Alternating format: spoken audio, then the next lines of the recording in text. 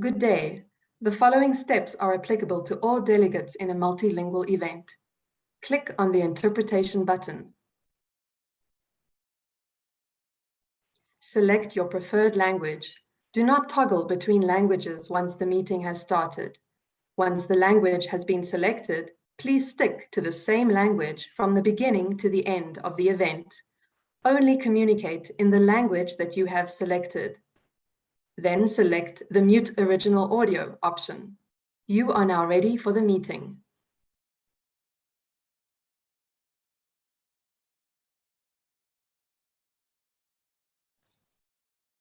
Bonjour. Les étapes suivantes s'appliquent à tout délégué participant à un événement multilingue. Veuillez cliquer sur le bouton Interprétation.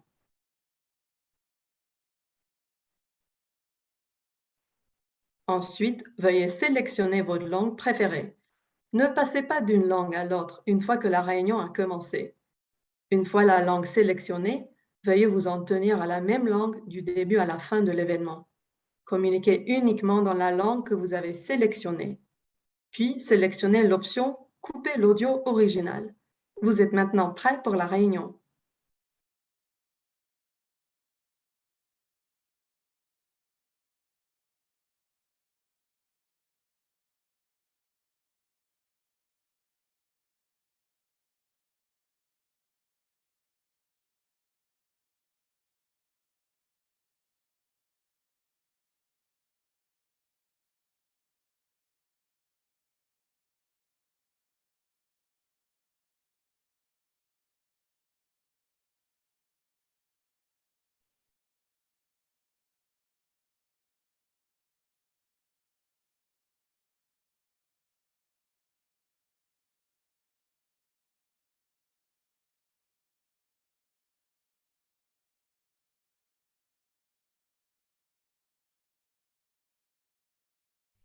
A very good afternoon to you all. Welcome to the second day of the International Conference on Tax in Africa, the ICTA. And dare I say, it's the biggest tax event on the continent. So thank you very much for joining us. My name is Refile Bijeng. I'm the content developer and community manager at ATAF. I will be your program director for today, taking over from my colleague, Mr. Romeo Ella. The COVID-19 pandemic has robbed us of physically being together and being at events like this conference. So we've tried to make this conference as physical as possible. There's a lounge, an information desk, an auditorium, and an exhibition hall. I urge you all to please visit the hall where you'll find the Uganda Revenue Authority, the Rwanda Revenue Authority, the ICTD, the OTR, and of course, the African Tax Administration Forum. Please go and take a look at the products and the information they have on offer just specifically for you. We're also broadcasting live on social media, so please follow us on Twitter at ATAF Tax. We're also on Facebook, and that handle is at ATAF Tax. We're also on LinkedIn, and it's the African Tax Administration Forum, ATAF. So please go ahead, follow us.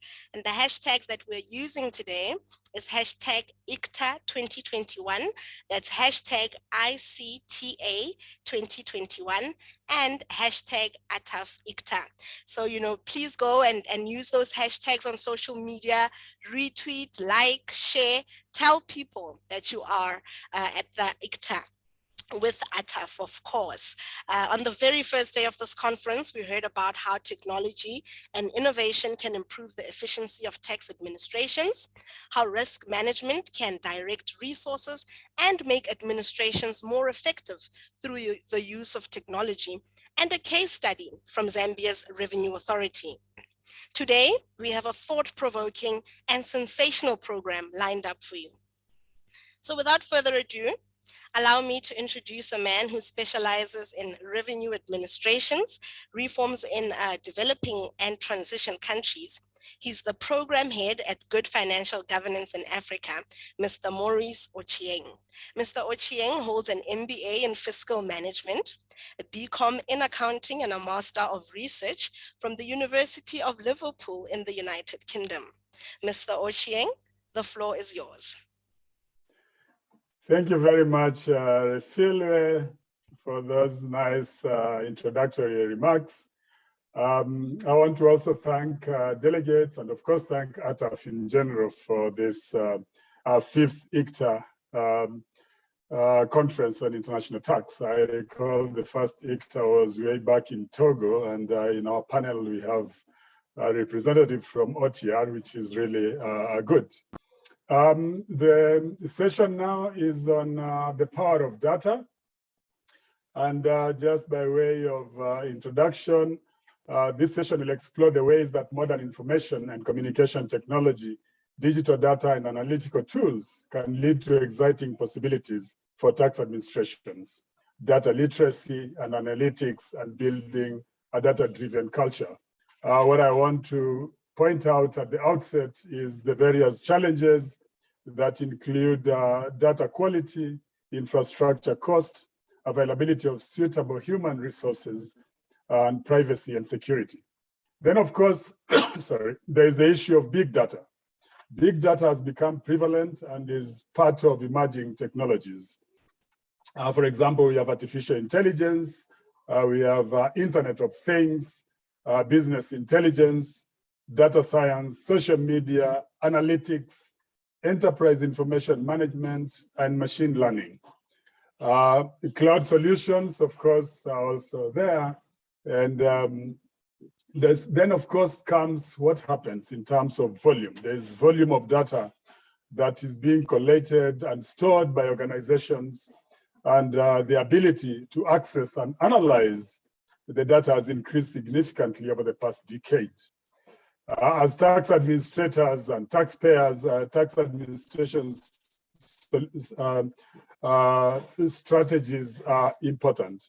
Today, tax administrations find themselves collecting an ever-increasing amount of data, tax data, from traditional sources along with digital ones such as digital payments. And here we are talking of mobile money, for example, M-Pesa, digital electronic invoicing, and connected devices, online cash registers, point of sale solutions, and all.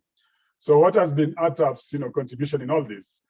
We will listen to contributions from 4 eminent panelists drawn from South Africa Revenue Service, from the International Center for Tax and Development, Institute of Development Studies in the UK, and we'll also listen to experiences from the Kenya Revenue Authority, and last but not least from the Togo Revenue Authority. So we have a constellation of tax administrations, Togo Revenue Authority entering its reforms in 2014, Kenya Revenue Authority way back in 1996, and SARS even much earlier. So with that, please allow me to introduce our first panelists.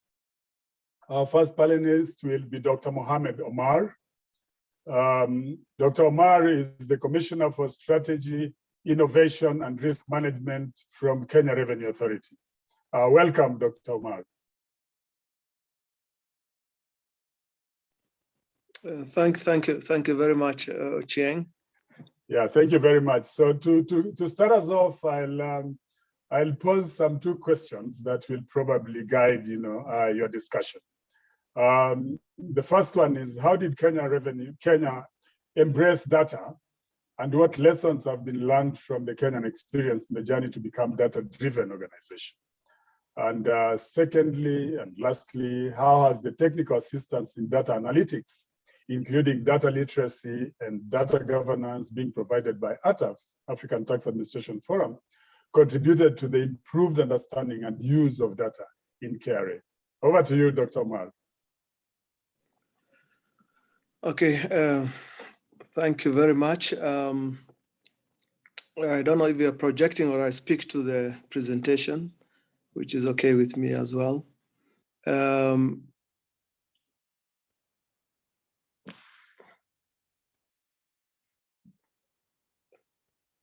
think you're muted, but I can continue. Yes, I was saying you can do what you feel comfortable in. I was asking if you're familiar. Thank you. Okay, thanks. Before I get into the KRA experience, I think I would like to set the context by saying that, just like you've put it, Ochieng, the issue of data and digitalization is becoming prominent. So for tax authorities, not just in Kenya, but across the continent, our challenge, and it becomes an imperative, that the tax authority is equally tech savvy as the companies and the individuals we are trying to tax, so that the capabilities, the tools, and the ability to be able to deal with a very tax savvy environment is there. I think I wanted to say that from the outset, that is the expectations on the part of the tax authority. Now, in KRA, of course, there are disparate data systems, business systems, some of them supporting administration and support services. But as I speak to these, I'll be focusing more on the system that really helps the compliance effort, the tax base expansion and revenue mobilization. So I'll not be dealing a lot with the HR issues or the ones that deal with internal affairs, but more about more specifically the data warehouse and business intelligence system that has been really instrumental. What it does, the data warehouse is a nexus for the various data business systems in KRA. So we've got the iTax, which deals with the domestic taxes. We've got the custom system. We used to have one called Simba, now Integrated Custom Management System, and so on. So the idea is that the data warehouse is the one that pulls together as a repository so that you can draw insights from the various systems that are there in the authority.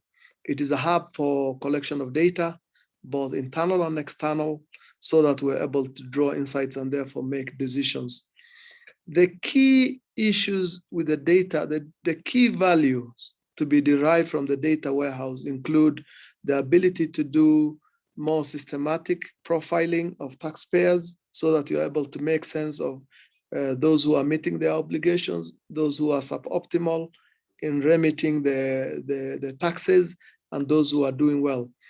Secondly, it allows for efficiency in terms of operations, thereby allowing more time for analysis and data analytics. So we are not bogged down by the ability to be efficient or deal with operations, but that is now fast-tracked, so you have time to sit back, reflect and analyze and draw insights. And finally, data allows for a more data-driven decision-making, visualization of reports, dashboarding, and so on. So those are the benefits from the data warehouse that we have actually seen. Now, the strategies that we have adopted at KRA to improve data literacy and culture, there are a number of them. Number one, there was a clear strategic intent on the part of the leadership to introduce data management. Ochieng, you mentioned as early as late 90s. The iTax kicked in around 2014.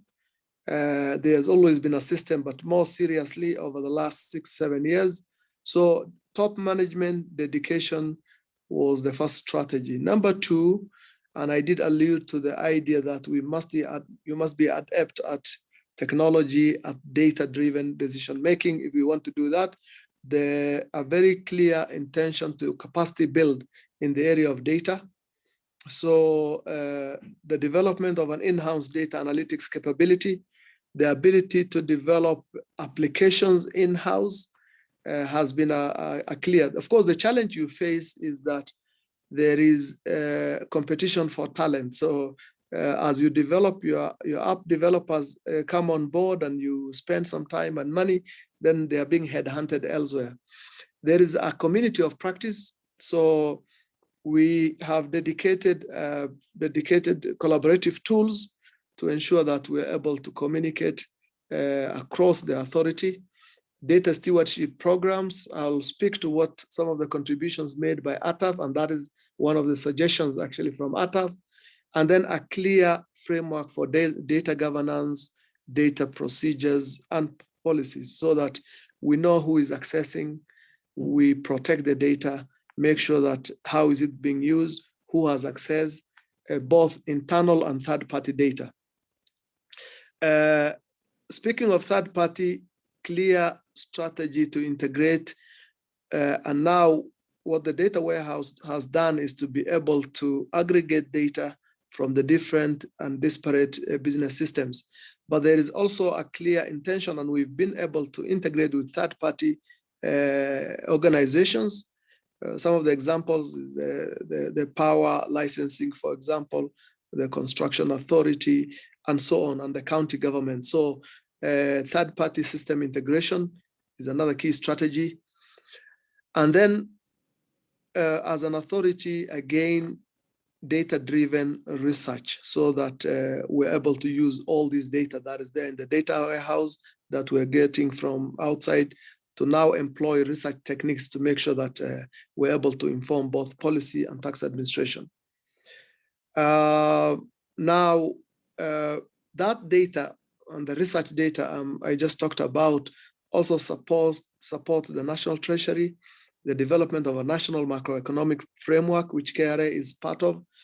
For example, the trade data that is generated in the authority is shared with the statistics authority, thereby really informing policy issues like balance of trade, determination of that, VAT and income tax turnovers to help calculate the GDP.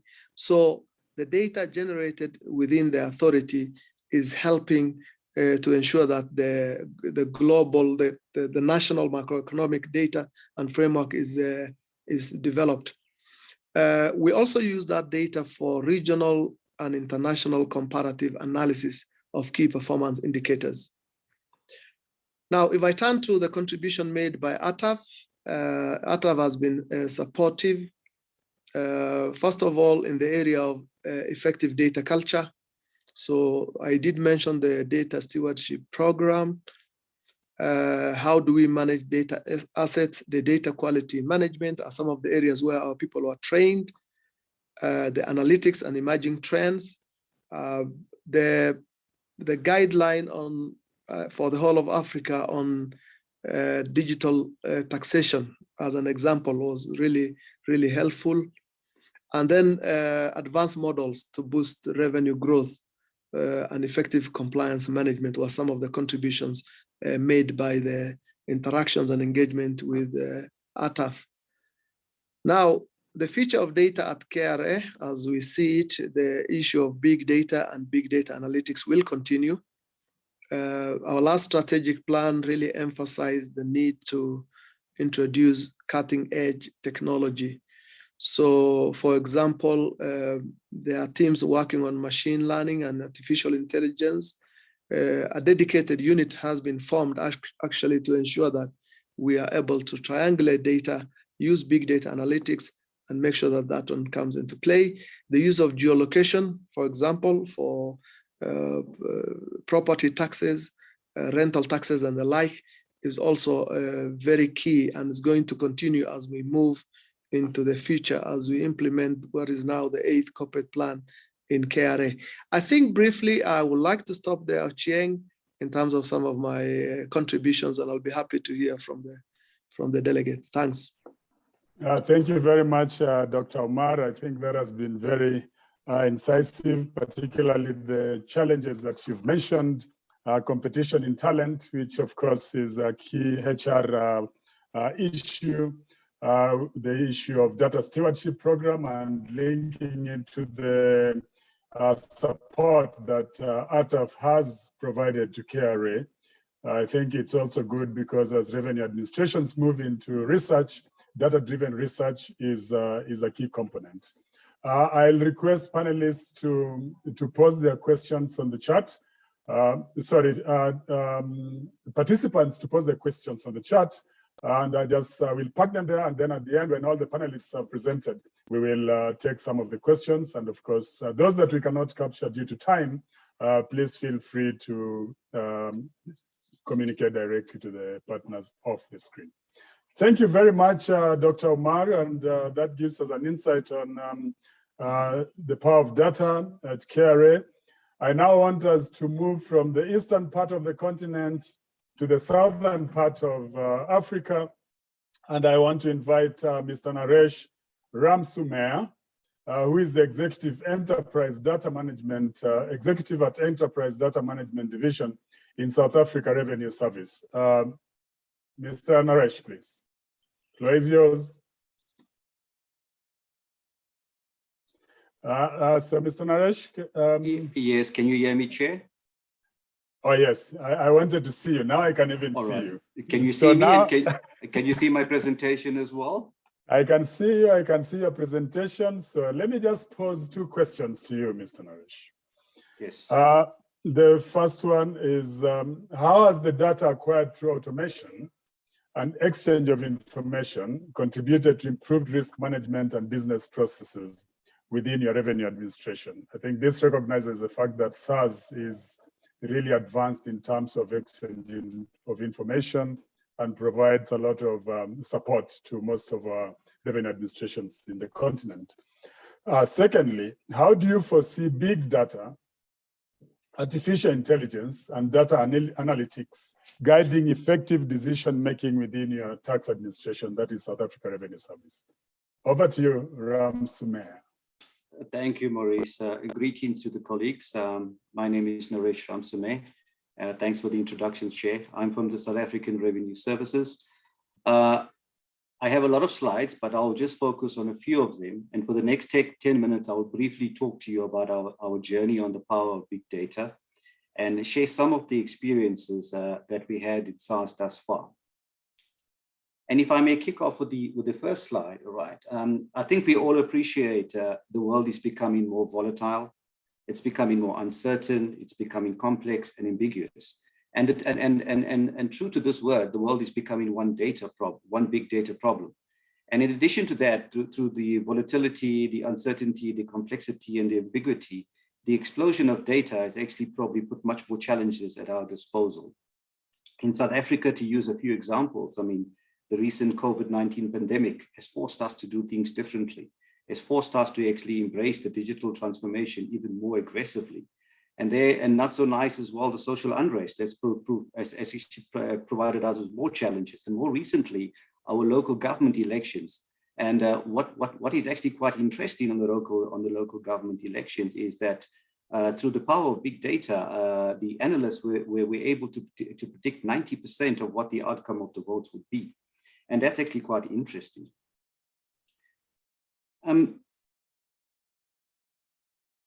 Actually, what we found as well from a SARS perspective during the past couple of years, through the work of our strategic intent and the investment in technology and the solutions at our disposal, we were able to transform 85% of our taxpayers to digital platforms. I think important to note, Chair and colleagues as well, with the increase of data, it's important to actually embed data as one of your strategic intents of the organization. In SARS, we have 9 strategic objectives. Number 5, which is the increase of use of data to improve integrity, derive insights, and improve outcomes. It's firmly embedded to enable the other 8 strategic objectives in the organization. And that actually gives the leadership a lot of focus. We get a lot of buy-in downstream, and we're all able to talk of one hymn sheet. Chair and colleagues, important to note as well, I mean, through the availability of big data, as an organization, we focused on 4 key disciplines on how we use the data and how we provide insights, foresight, and hindsights. For the next part of the presentation, I will focus on just 4 pillars of them: the data factory, the performance management, the performance management through resource stewardship, and the advanced analytics division under our control. And that's around more machine learning, the predictive analytics, and the prescriptive analytics. One of the most important divisions in SARS is the heartbeat of our division, of the organization, is what we call the data factory or the enterprise data warehouse. This is the division that integrates all our data sources to create a centralized one version of the truth. And the architecture that we actually have at the enterprise data warehouse, or the data factory, as we commonly call it, is actually governed by a data governance practices that actually ensures quality, ensures control of data, and actually probably conforms to all the policies and procedures required by the country.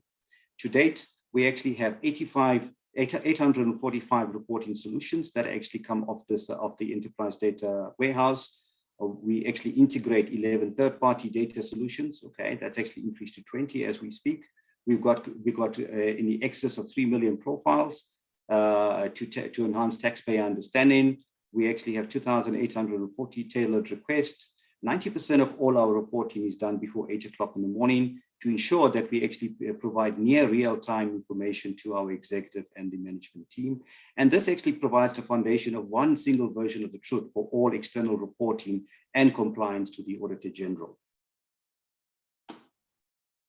These are just some of the examples of the third-party data sources that we actually probably integrate. And I think it's important by integrating all these third-party data sources, we create a single 360-degree view of the taxpayer. So it allows us to actually understand all things about the taxpayers that are accountable to SARS. All these data sources are integrated in what we call an integrated business register, all right? As mentioned in my first slide, the world is becoming very volatile and uncertain, and tax authorities, we are in the eye of storm, in the eye of the storm due to global changes. So 360 degrees view of a taxpayer allows us to actually to get deep insights on the behaviors of our taxpayers. The taxpayer, the integrated business register actually has a GIS capability that allows for real-time Google Street Views. We're able to actually determine insights in regard to what the profiles of a typical geographic location of the country is, what the estate would be, where are non-compliance coming from, and we are able to actually draw patterns from that. Important to note as well, the integration of our data sources allowed us from this year and the previous year to auto-assess 3.4 million of our taxpayers. And that's actually a very important point to make as well. Because by auto-assessing it, we actually reconfigure our resources to do more of the heavy lifting, is to probably target the taxpayers who are not compliant and who are not necessarily on our tax register. Importantly as well, the triangulation of the data allows us to actually assist National Treasury when we're actually trying to support people who are unemployed, who have lost their jobs at COVID-19. We are able to triangulate and actually probably provide a level of assurance to National Treasury on who are those tax or the employee, the citizens of the country deserve to actually be paid a stipend. The next important division that we probably try and actually provide insights to the organization is our performance management division. Our performance management division is very important because, I mean, a review mirror is very important to the organization. It gives us a good dipstick of what are the issues that are not working in the organization and allow the executive team to put in corrective actions as quickly as possible.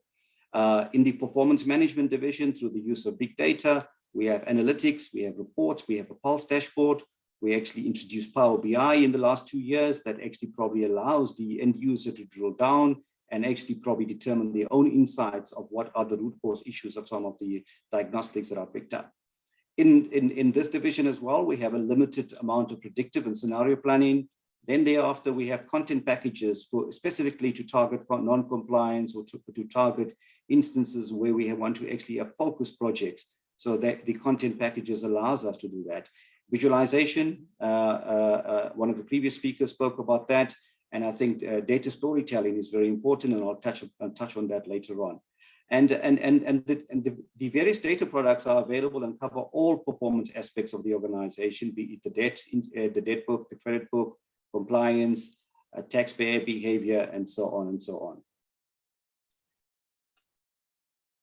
These are just some of the examples of the information we have at our disposal: Pulse, the integrated paginated reports, Power BI, and all of these are available near real time. Some of them are actually available on an 8-hour delay, and some of them actually are available. Most of them are available through a 5-minute delay. What we thought was important as well is through the insights that we actually probably obtained through data. We have realized as an organization, we won't be in a position to provide ad hoc reporting on an ongoing basis. So as an organization, we invested quite heavily on a self-service platform. So what a self-service platform means, we provide all the data products available to the end user, and they have the ability to drill down and actually provide their own customized reports in a near real-time world. And on screen, you will see some of the examples of the near real-time dashboards or the self-services, and they are available from revenue, inventory, debt management, outstanding returns, filing season compliance, complaints in regard to what our taxpayers are telling us on an ongoing basis. These are just some further examples of the dashboards we have at our disposal. Another important thing that we are actually created as well is what we call leaderboards. And this can be actually also probably framed in internal benchmarking. We provide our leadership with ongoing benchmarking analysis of how they are competing against each other. We have 9 geographical regions, and this actually forces a degree of discipline, amongst our regional directors, and none of them would like to be at the bottom of the leaderboard. So it actually contributes to healthy competition. Another very important division that we do have, and I think we all do appreciate, we can actually have the best strategies in the world. And if we do not actually have adequate resource alignment, our strategies are doomed for failure. So through the insights of big data, this part of the organization looks at aligning our supply and demand, looking how efficient and effective our resources are. Through the use of big data, SARS has actually adopted is what we call the activity-based management approach by integrating our resources to activities in support of our strategic objectives. What this division does, it actually looks at near real-time reporting in terms of our case management, how well our employees are performing, what is the availability of our resources at a point of time, what are the reasons for downtimes, what is the reasons for our failures, and so on and so on. This is just an example of the methodology that we use on that division. As you can see, there are various inputs that goes into the modeling. We look at the strategy, we look at policy, we look at projects, we look at what our annual performance commitments is to Parliament and to our legal legislations. And from there onwards, we actually derive a lot of insights. And this gives us a lot of root cause diagnostics to inform the strategy on a continuous and ongoing basis.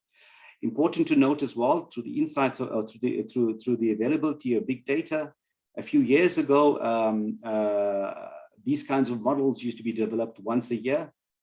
We've now got these models running daily, and we are seeking to actually run these models hourly in the next 6 months to give our actually managers on the ground near real-time insights on what are some of the reasons for underproductivity is. Equally important as well, with the workforce of the future, with 4IR and some of the new technologies we have to embrace, and given that the world is actually going through a data-driven organization, we actually probably got to optimize our resources in readiness for all the changes that we expect through the adoption of digital economies. And here as well, what we use as well is through the use of data. We use what we call the 5B strategies. We actually look at our resources and we try and actually say that, do we need to buy resources from the outside? How do we build resources from the inside? How do we bind some of the resources that are jobs that are actually going to become obsolete in the next couple of years? Bouncing it means, and borrow it means, do we borrow from other divisions, and actually how do we redeploy some of the resources that are actually required? The next important division, and this is where we are going to spend a significant amount of our time, is called the advanced analytics division. This is where we are pioneering and piloting our machine learning discipline. What we found here as well in the recent past, and this division is actually getting momentum. It is between 3 to 5 years old. We've actually, partnered with IBM and Microsoft and SAS to actually probably run a lot of what we call use cases to determine what would be the benefits of predicting some of the information that's actually at our disposal. And we're glad to say that at the moment we are running about 6 to 7 models. We are able to about a 90% degree of accuracy forecast what our end revenue would be at the end of the financial year.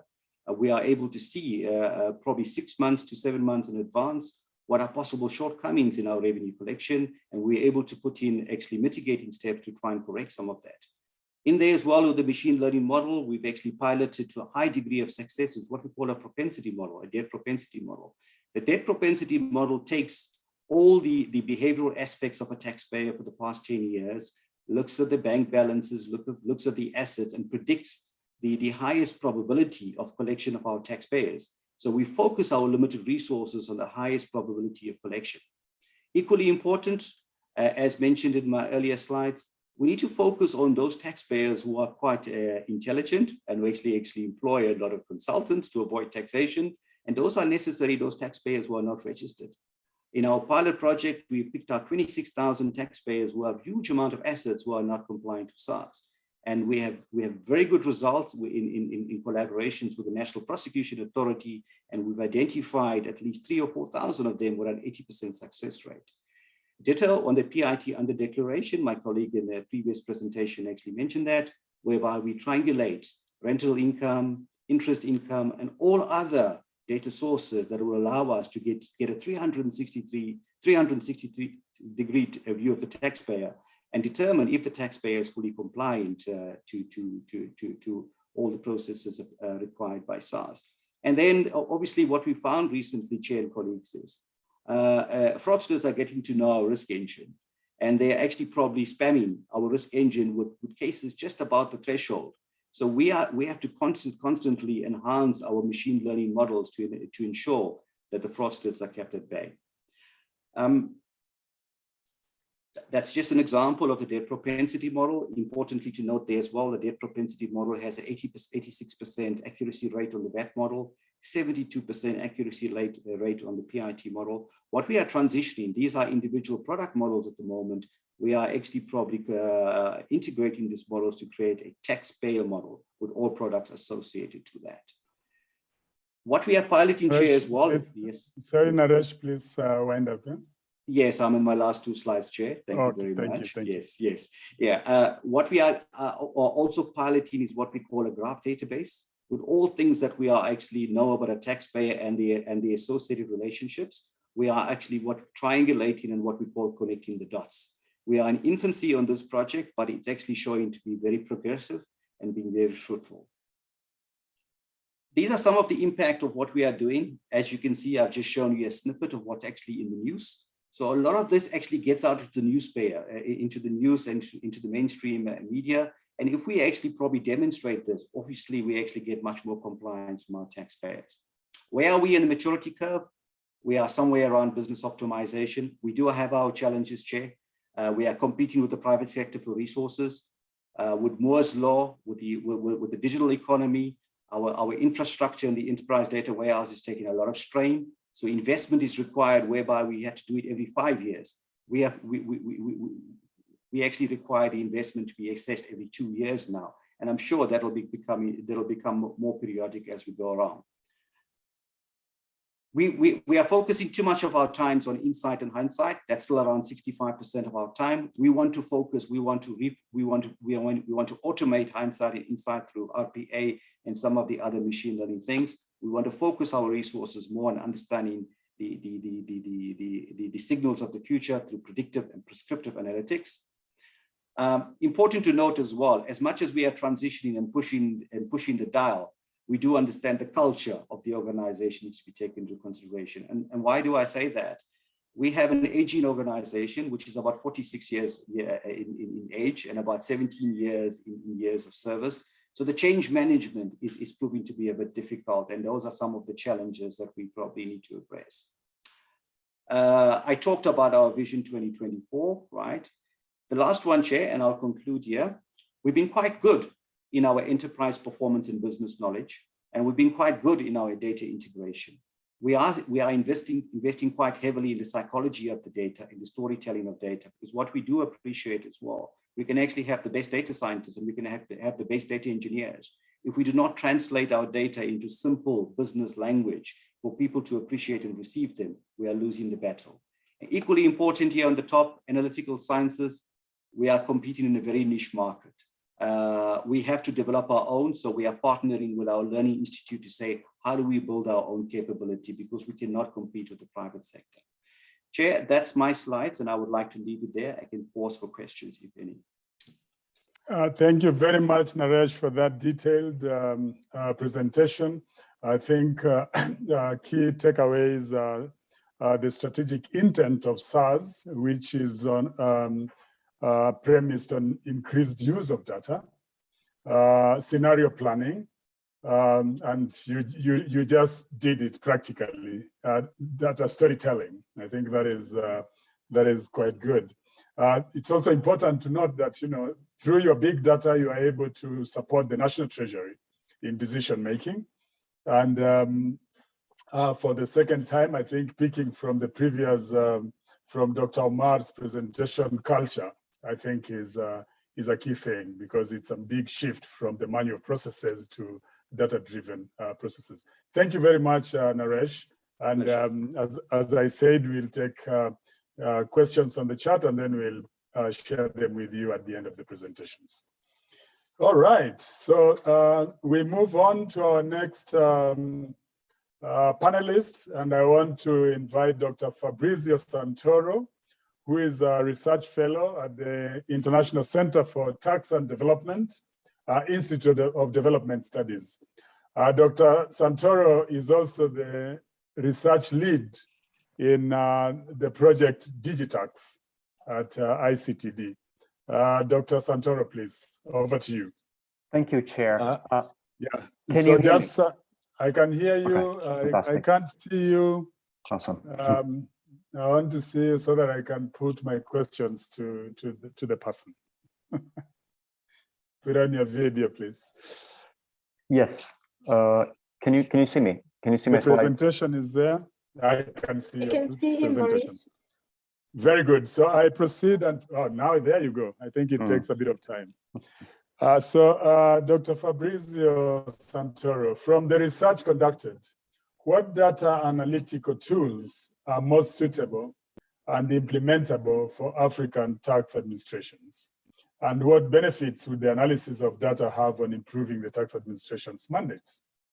Secondly, in your view, and given the broad research that ICTD does from time to time in relation to improving tax administration, what are the key barriers or challenges that tax administrations have experienced in the exploitation and use of big data in administering tax?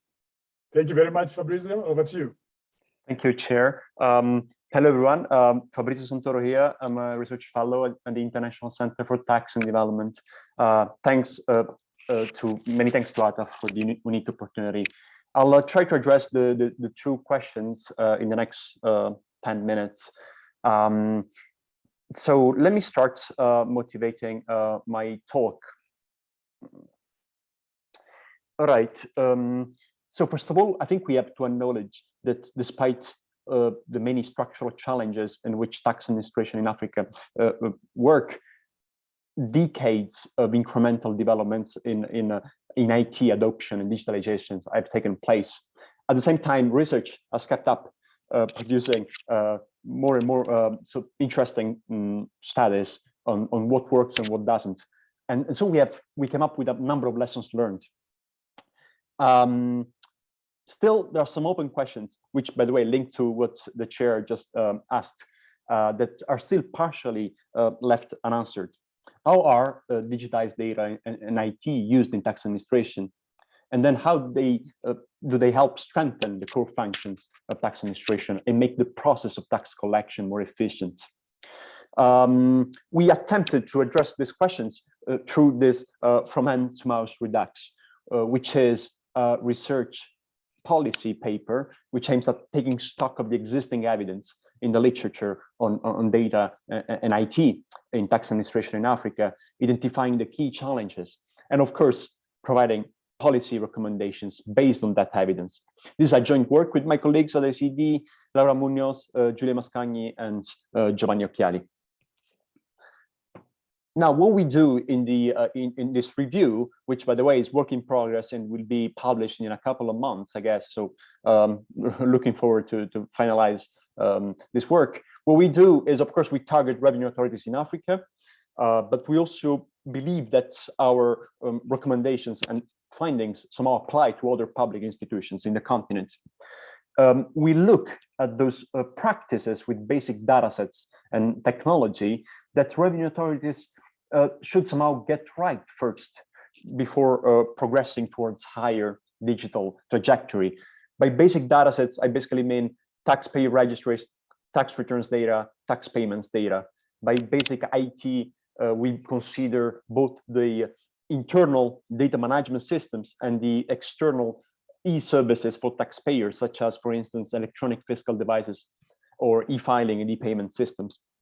What we do, we provide a comprehensive desk review of the existing studies on the topic. We complement that review with some original research that we carried out in the last year. We produced some quantitative evidence by analyzing administrative tax data from 4 countries in the continent. And also we ran 11 in-depth interviews with tax officials from 7 revenue authorities in the continent. Now, let me just guide you through the findings of our review. Well, first of all, we have to say that we found a lot of promising evidence on the potential of data and technology for tax administration. We witness a fast and widespread digitization within tax administration and an increasing concern and focus of revenue authorities on issues related to data quality. So, for instance, all the revenue authorities we interviewed were extremely aware of how much data quality matters for their internal functioning. We also show that when data is available, when data is there, statistical analysis and even rigorous research can be performed. At the same time, we also document a strong interest towards moving to what we call ITAS, Integrated Tax Administration System. All the interviewees agree that that's the goal for them. We also collected some positive initial assessments on how ITAS helps boosting core functions, but still evidence is very limited. Now, for the time being, there is no rigorous evaluation of items, but just anecdotal positive assessments. When it comes to e-services, basic e-services, electronic fiscal devices and e-filing, for instance, well, we document that these tools can have strong positive impacts on domestic revenue mobilization. There are a couple of rigorous studies from Ethiopia and Rwanda who show that how much these tools could help in raising revenues through mechanisms such as reducing corruption and alleviating the compliance costs of taxpayers, and also helping them in increasing the accuracy in reporting. As a last point here for this slide, we want to stress a key message of our research: that there is extremely high heterogeneity across countries, and by that I mean that there are different challenges for countries at different stages of their own IT development. And we'll try to make that clear in the paper and also in the slides. When it comes to the challenges, I think it is nothing new here. I'm sure everyone is aware of such challenges, but we also noticed something unexpected that I'll try to summarize. First of all, related to data, some administrative data could be missing, inaccessible, or inaccurate. We show how gaps could be larger in taxpayer registries rather than in returns or payments data. And of course, they are much more frequent in less IT-equipped revenue authorities. But unexpectedly, we also show that gaps could arise when ITAS is there, like it happened, recent evidence from Uganda is just showed. For revenue authorities on lower IT development, multiple IT systems and coexisting manual practices reduce the quality of data, and that's a big issue for such institutions. When it comes to how data is used for the core functions, sometimes data could be used suboptimally for enforcement. The countries we covered tend to adopt ad hoc, non-systematic checks and data-driven checks, which are not automatic. or uniform. Of course, gaps in data can also affect how the revenue authority perform functions such as identification, facilitation, and statistical analysis. As a last challenge, when it comes to e-services, it's sure that they can have sizable benefits in terms of the domestic revenue mobilization, but we also document issues with take-up and adoption of them, and also perverse behavioral responses. Often e-services do not function as expected when lacking broader IT reforms. Linking to this last point, we also have a broader discussion on all the different conditions that should be in place for technology to be successful. We categorize them in 5 different groups. First of all, preconditions related to infrastructure and connectivity. When there are issues with those, that of course could hamper IT effectiveness, especially if the solution is more sophisticated. Of course, taxpayers also need adequate equipment, which is also costly. Often they cannot afford it. And then we touch on this human factor aspects by saying that technology is just a tool which is actioned by people. And so behavioral responses from both taxpayers and tax officials matter a lot for a correct take-up and usage of any IT solution within tax administration and also e-services for taxpayers. Institutional vision is extremely important, as mentioned before from the panelists from Kenya. Technology is much more powerful when the RA is part of a broader national IT strategies and when the national leader drive the change. We also touch on issues related to regulatory framework and tax code. IT evolves very rapidly, the tax code not that so. And so updates in the tax code for data sharing responsibility and privacy concerns are often needed, but not always in place. And then, of course, issues related to funding, nothing new here. IT reforms are extremely expensive and they need financial commitment for a long period. In conclusion, in my last slides, I want to stress again that priorities are different depending on the at which IT development stage the revenue authority sits in. And that's why we try to propose, outline different priorities for different contexts. For those institutions with mostly manual systems, it would be crucial to define an IT institutional strategy, clean all existing data before moving to a new data collection tool, selecting the most appropriate IT solutions for their needs, identifying the gaps in staff skills and proceeds with robust training.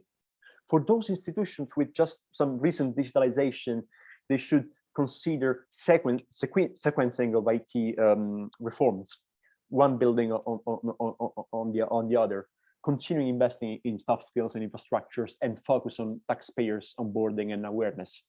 For those revenue authorities with more extensive IT capacity, we believe that the future is about fostering interinstitutional cooperation, as it's already happening, in Kenya and South Africa.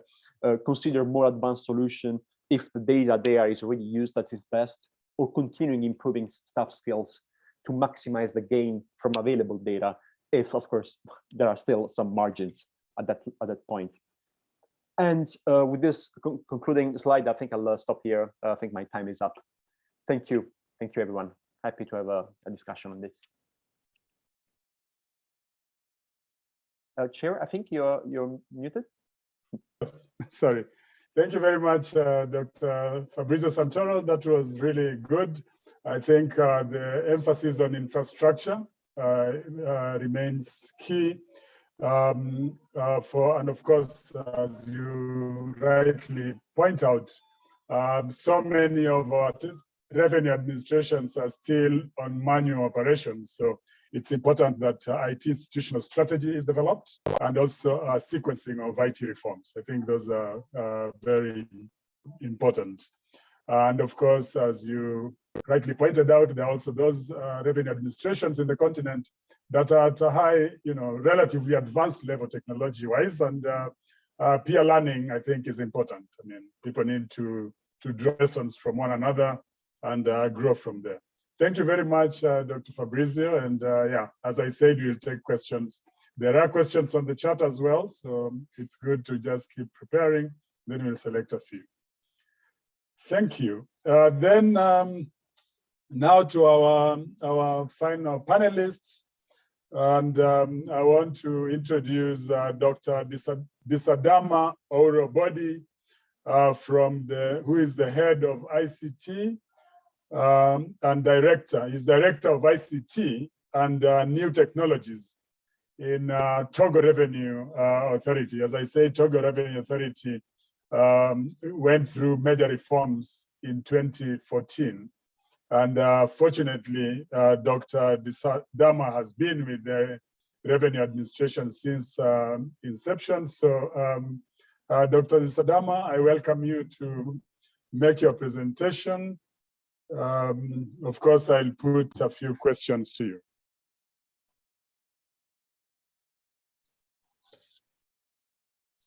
Doctor. Bonjour à tous. Merci pour la parole donnée. Donc, Disadama, directeur de l'informatique et des technologies d'information. À travers... Oui. Yes, I just want to pose two questions that will guide your, your submission to the delegation, to the delegates. The first one is, what strategies has Togo implemented to integrate data sources from other government institutions, and how has the analysis of the information acquired assisted OTR in revenue mobilization? My second question, which is also my final one, is what impact has the adoption of data analytics and artificial intelligence had on business process and the overall efficiency of Togo Revenue Authority, your tax administration?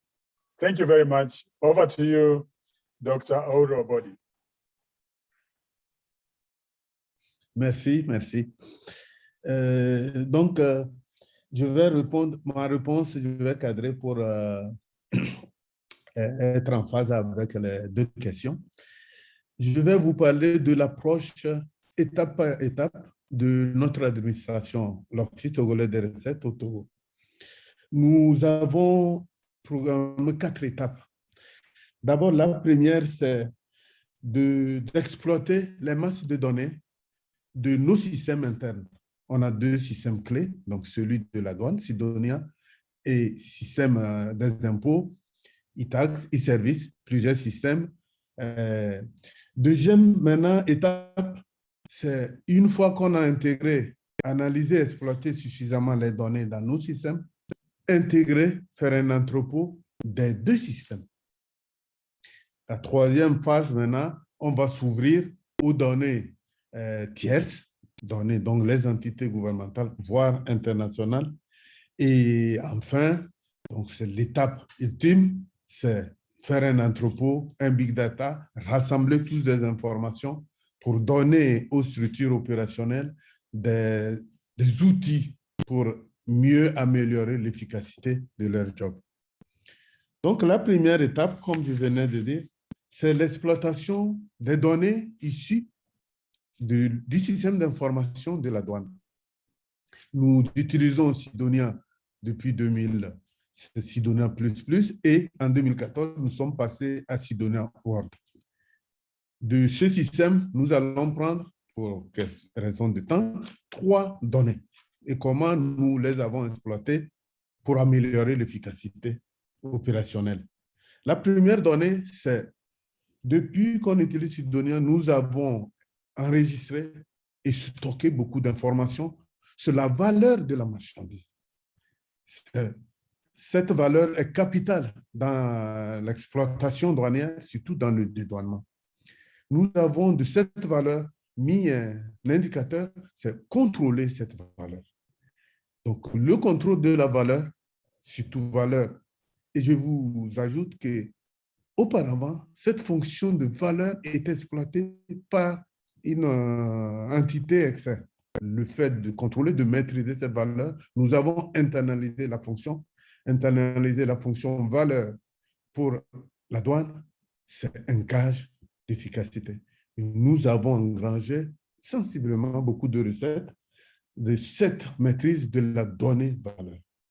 La deuxième donnée, c'est celle collectée, information générale sur nos opérateurs économiques à la douane. Nous gérons la sélectivité.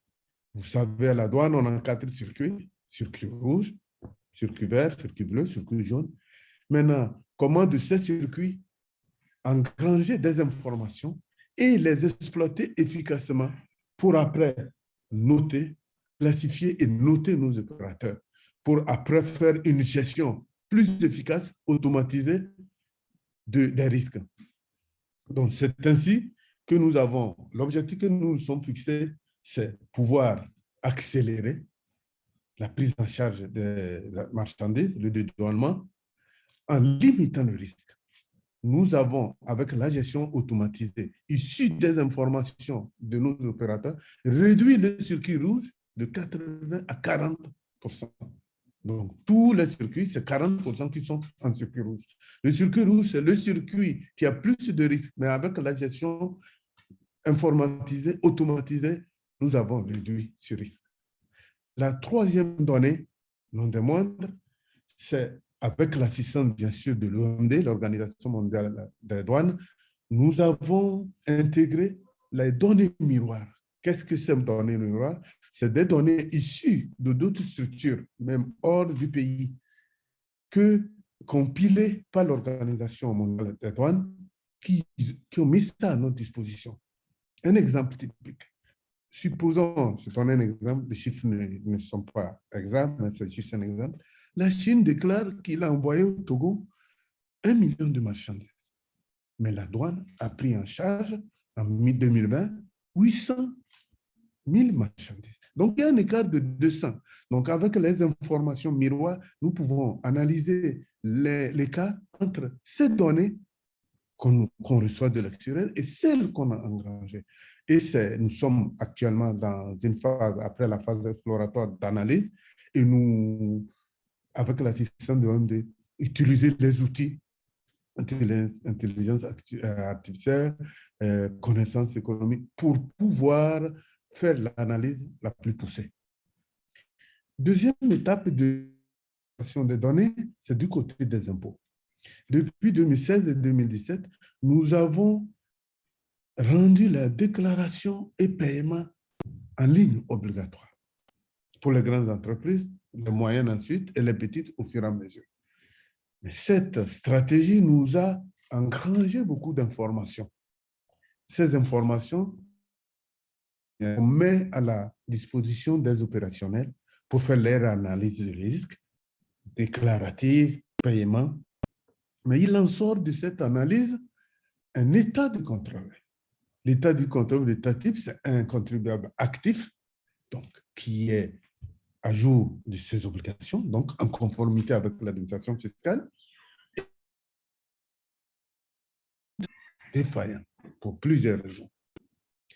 Après avoir eu ces informations de la part des impôts, maintenant nous pouvons passer à la troisième phase, faire un entrepôt d'informations, de données qui sont issues de la douane et des impôts. Du système d'information des impôts, nous avons contribuable qui est flagué, qui est noté. Quand il a un état actif, nous enregistrons l'ensemble des contribuables dans notre module d'immatriculation avec l'état associé. Et ces informations dans le système informatique de la douane, et pour un contribuable qui est défaillant, il est flagué rouge dans le système d'information douane. Il ne peut faire ces opérations que quand il est revenu aux impôts, se mettre à jour,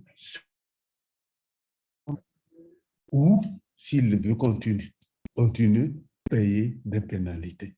Nous avons fait à la fois obtenu des résultats, mise en conformité des contribuables qui ne sont pas à jour et à la fois engranger des recettes. La troisième partie, plutôt maintenant chercher des informations tierces.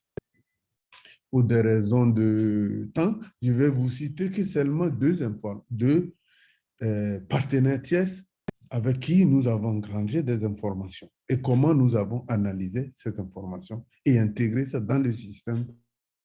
Partenaire, c'est l'administration appelée Centre for formalité d'entreprise au Togo. C'est là où les entreprises se présentent, se créent. Quand l'entreprise se présente, il ramène un ensemble de ces documents, dont les statuts. Notre proximité, notre interconnexion avec cette entité, c'est de recueillir les informations à la base, à la création. Les informations diverses, les actionnaires, les types d'entreprises, et surtout, profiter, faire l'immatriculation de l'entreprise dès sa création pour lui donner un effet. Mais comme nous sommes interconnectés et nous avons l'analyse des données, nous pouvons paraffer et signer les statuts de cette entreprise dès sa création pour éviter que l'entreprise se déplace chez nous après avoir fait les formalités de création pour mettre à jour ou nous remettre les statuts. Mais cette phase, après analyse, nous avons vu qu'il nous manque une information capitale. Nous savons, dans notre milieu, l'informel existe beaucoup. On peut créer son entreprise, le lendemain, on en crée une autre, et avec des jeux de noms et des localisations. Donc, il nous manque l'information de localisation. C'est à ce moment que nous avons sollicité un autre partenaire, c'est la compagnie d'électricité, pour faire l'interfaçage et l'interconnexion avec ce partenaire. Qu'est-ce que nous cherchons? Non seulement l'information, aller confirmer ce qu'on a reçu à partir de l'entité de création, mais la localisation, puisque notre compagnie d'électricité met des informations de localisation, les infos GPS dans son système. Ainsi, nous avons les informations de localisation, nous pouvons venir enrichir notre matrice d'informations dans le module d'immatriculation. Voilà comment nous sommes passés et nous avons d'autres partenaires avec lesquels nous avons commencé l'interconnexion dans le Trésor. Et pour finir, pour ne pas vous prendre beaucoup de temps, c'est les leçons apprises. Quand nous voulons commencer l'interconnexion, je pense qu'il faut aller, nous avons une masse d'informations internes dans nos systèmes. Il faut commencer à les exploiter. Le deuxième critère à nous, c'est d'être agile et réactif, c'est-à-dire palier par palier, un problème à résoudre par une technologie informatique, un à un. Et maintenant, l'intégration de tiers, ce que nous avons appris, c'est qu'il faut dès le début clarifier suffisamment ce qu'on veut avoir du tiers, ce qu'on veut recevoir. Parfois, les informations sont trop exhaustives ou ce n'est pas celles, donc il faut les trier, les clarifier, les nettoyer. Donc, il faut dès le début cadrer cette information.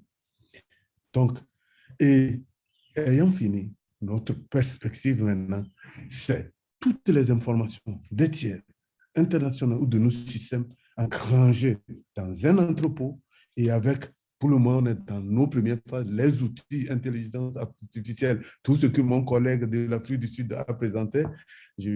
Vraiment, j'étais très ébahi dans intégrer ces solutions pour maintenant faire des analyses poussées et donner ces informations à nos entités opérationnelles, le contrôle fiscal, le service de statistique de stratégie.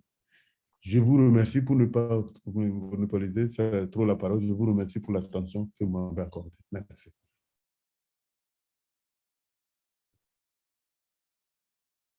No, thank you very much, Dr. Disadama. That was a very good insight. Again, you stressed on the issue of data mining, particularly from customs using a SICUDA system. And evaluation of goods, of course, is improved as a result of the data mining. Management of data, good information on success story of OTR, reducing from 80% to 20% of the traffic. I think that is something worth noting. And the power of third-party information. I think that cannot be overemphasized. That is something that big data can help in. Third-party information, translates into leveraging on the information that we have as a tax administration. I want to thank you very much, and thank all our panelists. Apparently, when the topic is as interesting and as practical as this one has been, sometimes, we overrun the time. I'm reliably informed there were lots of questions on the chat, virtually for each of the panelists, and the panelists have made every attempt to respond to them. Please, I would urge our panelists to follow up on outside the session on any other information and interests that may come from the participants. And with that, I want to say thank you very much and hand over back to Refilwe. Thank you so much. Thank you, Fabrizio. Thank you, Naresh. Thank you, Desidama, and thank you, Mark.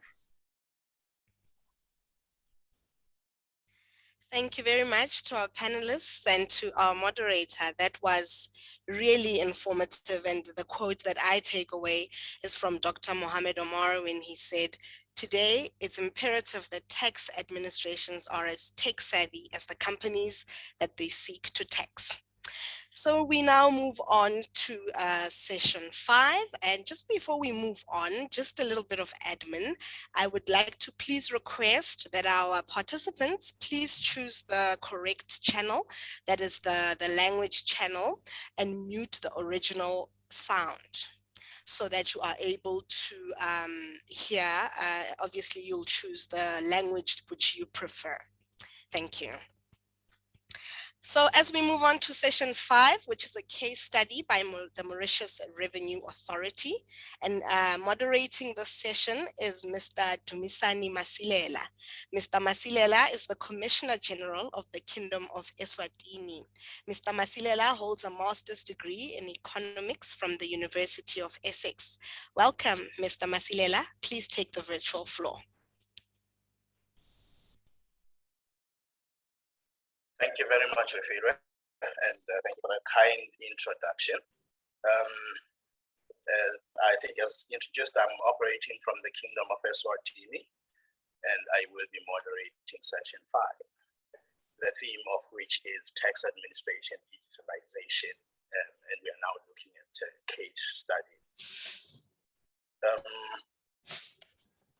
Maybe let me begin by making a declaration. I think we are entities that are big on integrity. When I looked through the program, I was captured by the background, the introductory background to this whole session. And I took the liberty, because we are in the process of driving approval through our government structures of our own digitalization initiative. And I took the liberty to steal the quote, or to make it a quote in supporting our own initiative to cabinet. That is how critical this interaction is for us. Now, we've had a very powerful session, which has just concluded, and unfortunately we did have too many speakers whom we ended up rushing, and yet they had some very, very useful insights to share with us.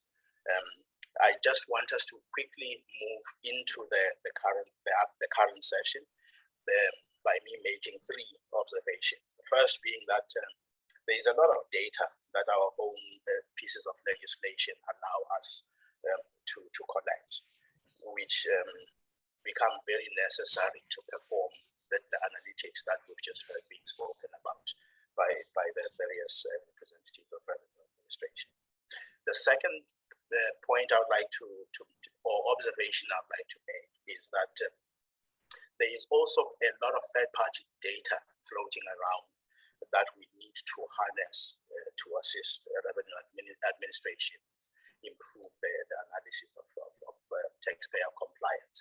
But not only that, but also improve customer service as well. We've seen in other places revenue administrations pre-populating tax returns for their clients.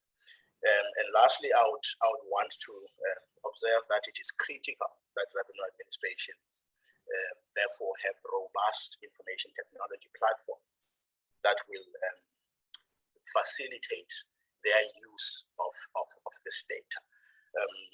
This session then will have one presenter, which is a representative of the Mauritius Revenue Administration, who is going to share with us. Oh, sorry.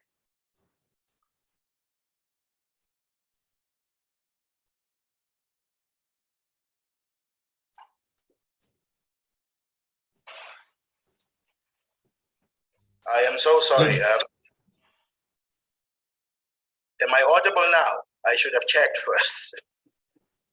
You are audible now, Mr. Masilela. Please continue. Thank you.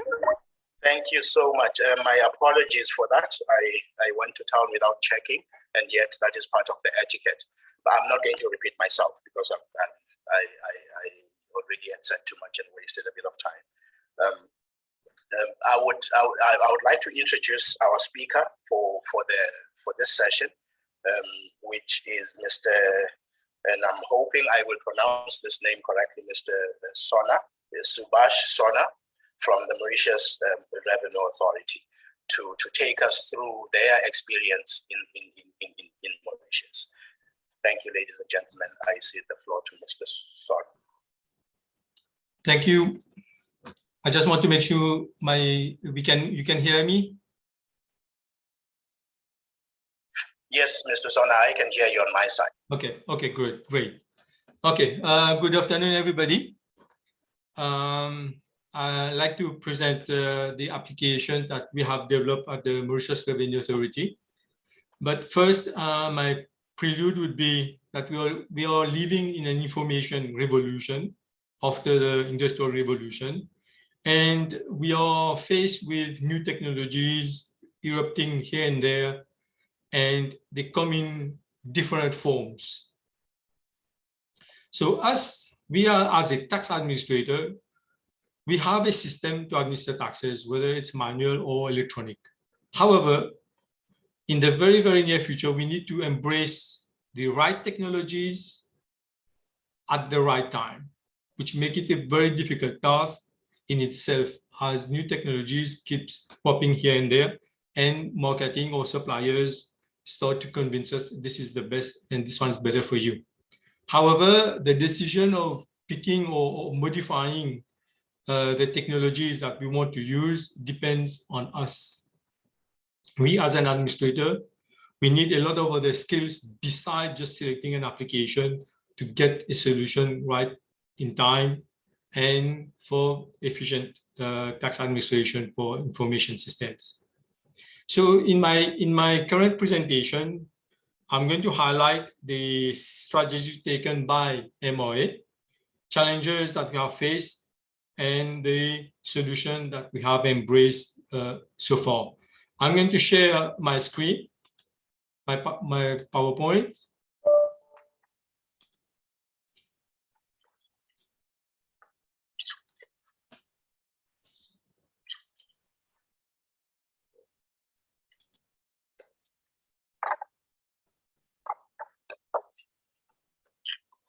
Yeah, that's okay now. Can see my screen? Yes, we can see your screen. Please proceed. Okay, great. Thank you. This is what I have in my agenda. The introduction, the challenges were faced before implementing the integrated tax administration solution, with a high-level description of our tasks, back-end system, external facing system, and the lesson learned by MOA during that journey. In 2006, the income tax, VAT, large taxpayer department, and customs department merged into one single organization. Each of these systems were working independently, using different software and applications, and they were constraining the easy flow and management of information about the same taxpayer because they were also at different locations. Definitely there was a need for a new integrated computer solution. In fact, we call it integrated tax administration solution to handle domestic taxes, including licenses, for example, like liquor licenses. So our final choice really aligned with our vision and the mission of MOE. So the creation of an environment to make a voluntary tax compliance easier by streamlining our processes, enhancing security features in our tax system, and tax simplification for that is very, very important because the ease of use by the taxpayer has to be easy. So we're responding quickly to those changes, depending on the expectation from a more and more computer-savvy taxpayers, because everybody nowadays are familiar with technology. They are familiar with new systems, so they are opting for the e-services now. So we are receiving and accessing information electronically for effective tax audit, and of course, there's a seeding for a virtual office through the implementation of MOE Taxpayer Portal. In brief, the purpose of ITAS is want to ensure integration and smooth flow of taxpayer information among various departments of MOE. We want to enable tax administration services.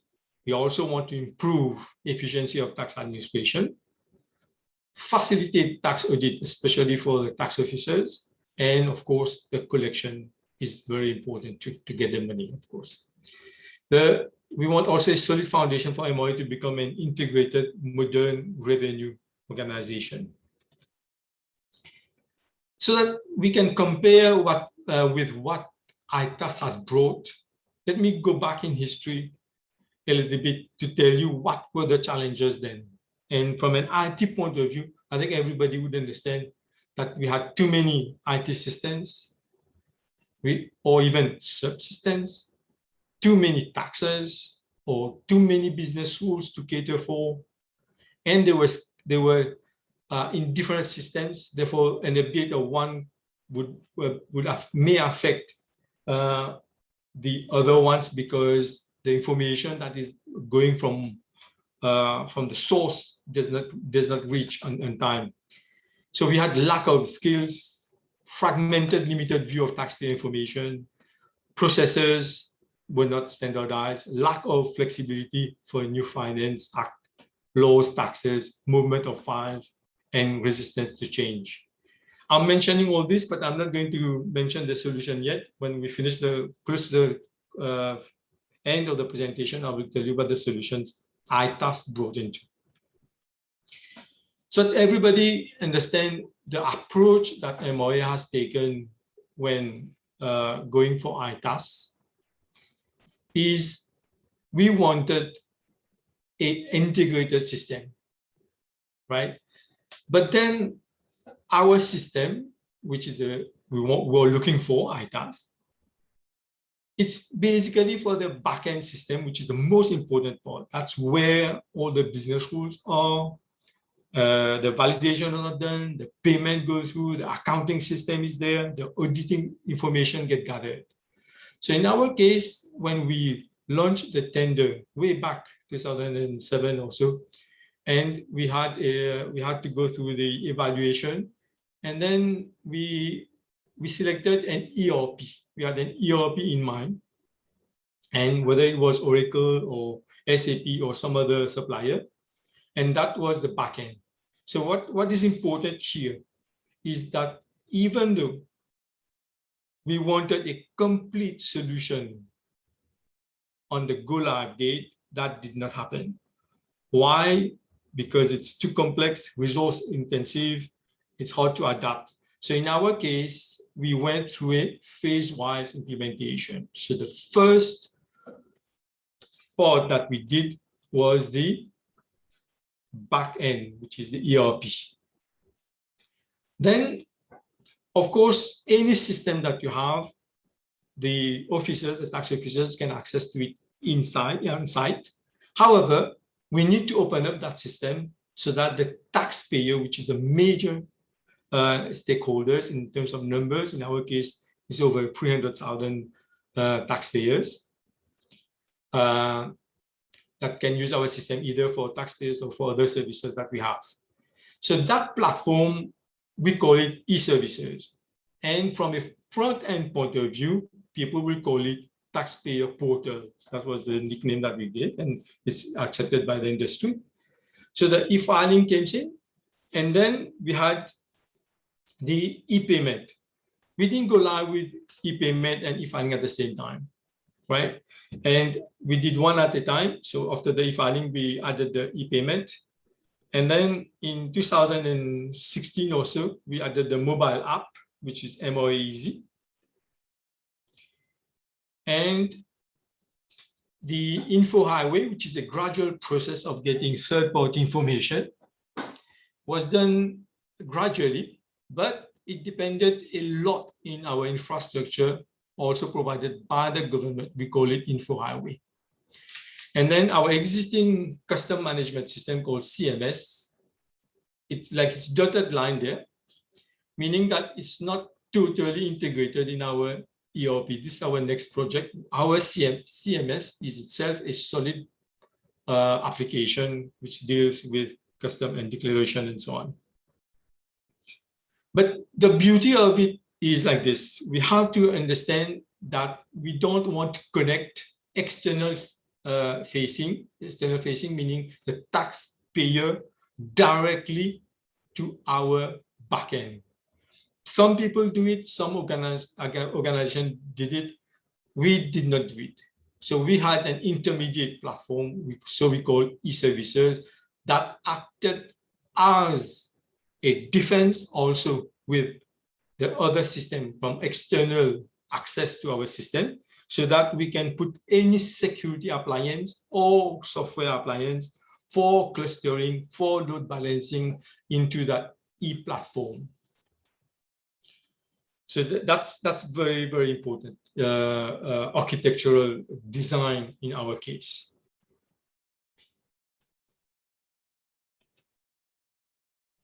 Before I go to the next, the ITAS, I just like to mention a couple of things. In our when we think of tax administration, we can break it down into two main processes. Very high level. We file a return, and then the taxpayer pays the tax, the due, or we refund. So basically, we have a form. That form must be filled by the taxpayer. He pays, and the amount gets credited into for the government, right? But I break it down into some standard process whereby we inherited it directly from ITAS. Or I can say that is international norm. Everybody for tax administration would agree that we need a register. A register meaning all the taxpayers that are paying taxes, that will pay taxes, and maybe have paid taxes, but they're not paying taxes anymore due to some businesses or certain circumstances. Then we file the return. Then the taxpayer will file the return whenever the obligation comes. Obligation meaning that they have to file a tax for a certain period, right? Because of some income. Then there are two things that happen. Either the person who is in the tax register was supposed to file, did not file. So what will happen? The authority will send a reminder, and the taxpayer will react to that reminder, hopefully file the return. Otherwise, another process will kick in. However, those who have filed, the system should be able to process the tax return, and that will end up in basically two outcomes. One, if the liability is negative, meaning that there's a payment to be done, or there's a refund that the authority has to send or to transfer to the taxpayer. After that process, all the returns have been obtained and payment have been received. Tax auditors will do a process of selection of cases. Among them, based on criteria or risk, then they will proceed with assessment. After the assessment, the taxpayer may object, and the normal flow of assessment will carry on until the taxpayer pays or not pay. Debt management is another department whereby the system has to provide is for any of these cases, any of these processes whereby a taxpayer was not able to pay and the tax is due, then the debt management unit should have a module to manage those debtors. So finally, when I take all those standard processes that are core processes of any tax administration, we expect to have all these main ones within the system. The ITAS was tendered, a tendering process was done, and in our case, an SAP solution was selected. The implementation of ITAS took a lot of resources before going live in 2010. And I need to mention a couple of things regarding the key success factors. But before I get to that, I'll just tell you what the ITAS is. Why did we select SAP TOM module? Is because SAP, in our case, is a robust, reliable system which already bring in all the auditors that any user of the system, when it touches any return, does any transaction, is being recorded in the system. So this was all by default, and we are using some international norms of its processors, just like I mentioned in my previous slide. And it came also with a workflow, which is a very standard tool that we use to approve any process or even chain a process to another process or from person to another person doing a different task, so that it's done electronically so that no printing or signing is necessary. And of course, whenever somebody's filing a return, BRF rule or engine, we call it BRF rules engine.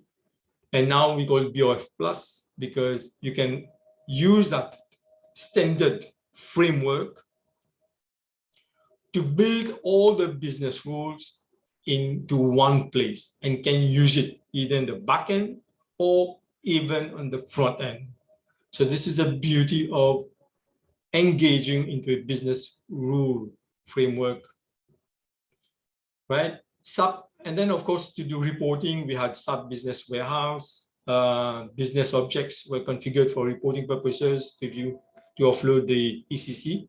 ECC meaning the main system of our SAP. And the portal, here we have to mention that we have Taxpayer Portal, which is most people understand, but we also have a Tax Officer Portal. The Tax Officer Portal meaning that any officer can look at any of those returns remotely or at the office. And then you can use the e-services, of course, at the same time. But ITAS in itself underwent a major technical upgrade. Why? Because our system was getting congested and a little bit slow in the sense of too many data, too many users at the same time. So we adopted the SAP HANA, which is an in-memory technology, which is a much faster. Since then, we don't have any congestion, so nobody's complaining about the speed with which a return is processed or a transaction is being done on ITAS. In 2021, which means this year, we also upgraded our system into SAP HANA with a customer experience module whereby we receive Fiori apps delivered for immediate use. And when I'm talking about ITAS, I also like to mention those key success factors I just mentioned at the beginning of this slide. To make a project very successful or successful for simplicity, we need commitment from the top, all the way from the top. We need to have in our case, in MOA case, we had a steering committee, was meeting frequently, once a month in our case, with all relevant stakeholders. We had one project manager. We had also one project director, not many project managers. We could have sub-project manager, but there's one person who's responsible as a project manager for the successful completion of the project. And in our development, we engage the staff of MOA was partie prenante. That means they interact, they form part of the training, they were developing the system together with the supplier. And why is that? This is for capacity building. And nowadays, since more than 7 years now, our staff maintains that system. We also improve the system. We also add new modules to the system ourselves, and we hardly need an external supplier to intervene in our system. And we do keep a fleet of suppliers in case we cannot cope, not that we can solve all problems.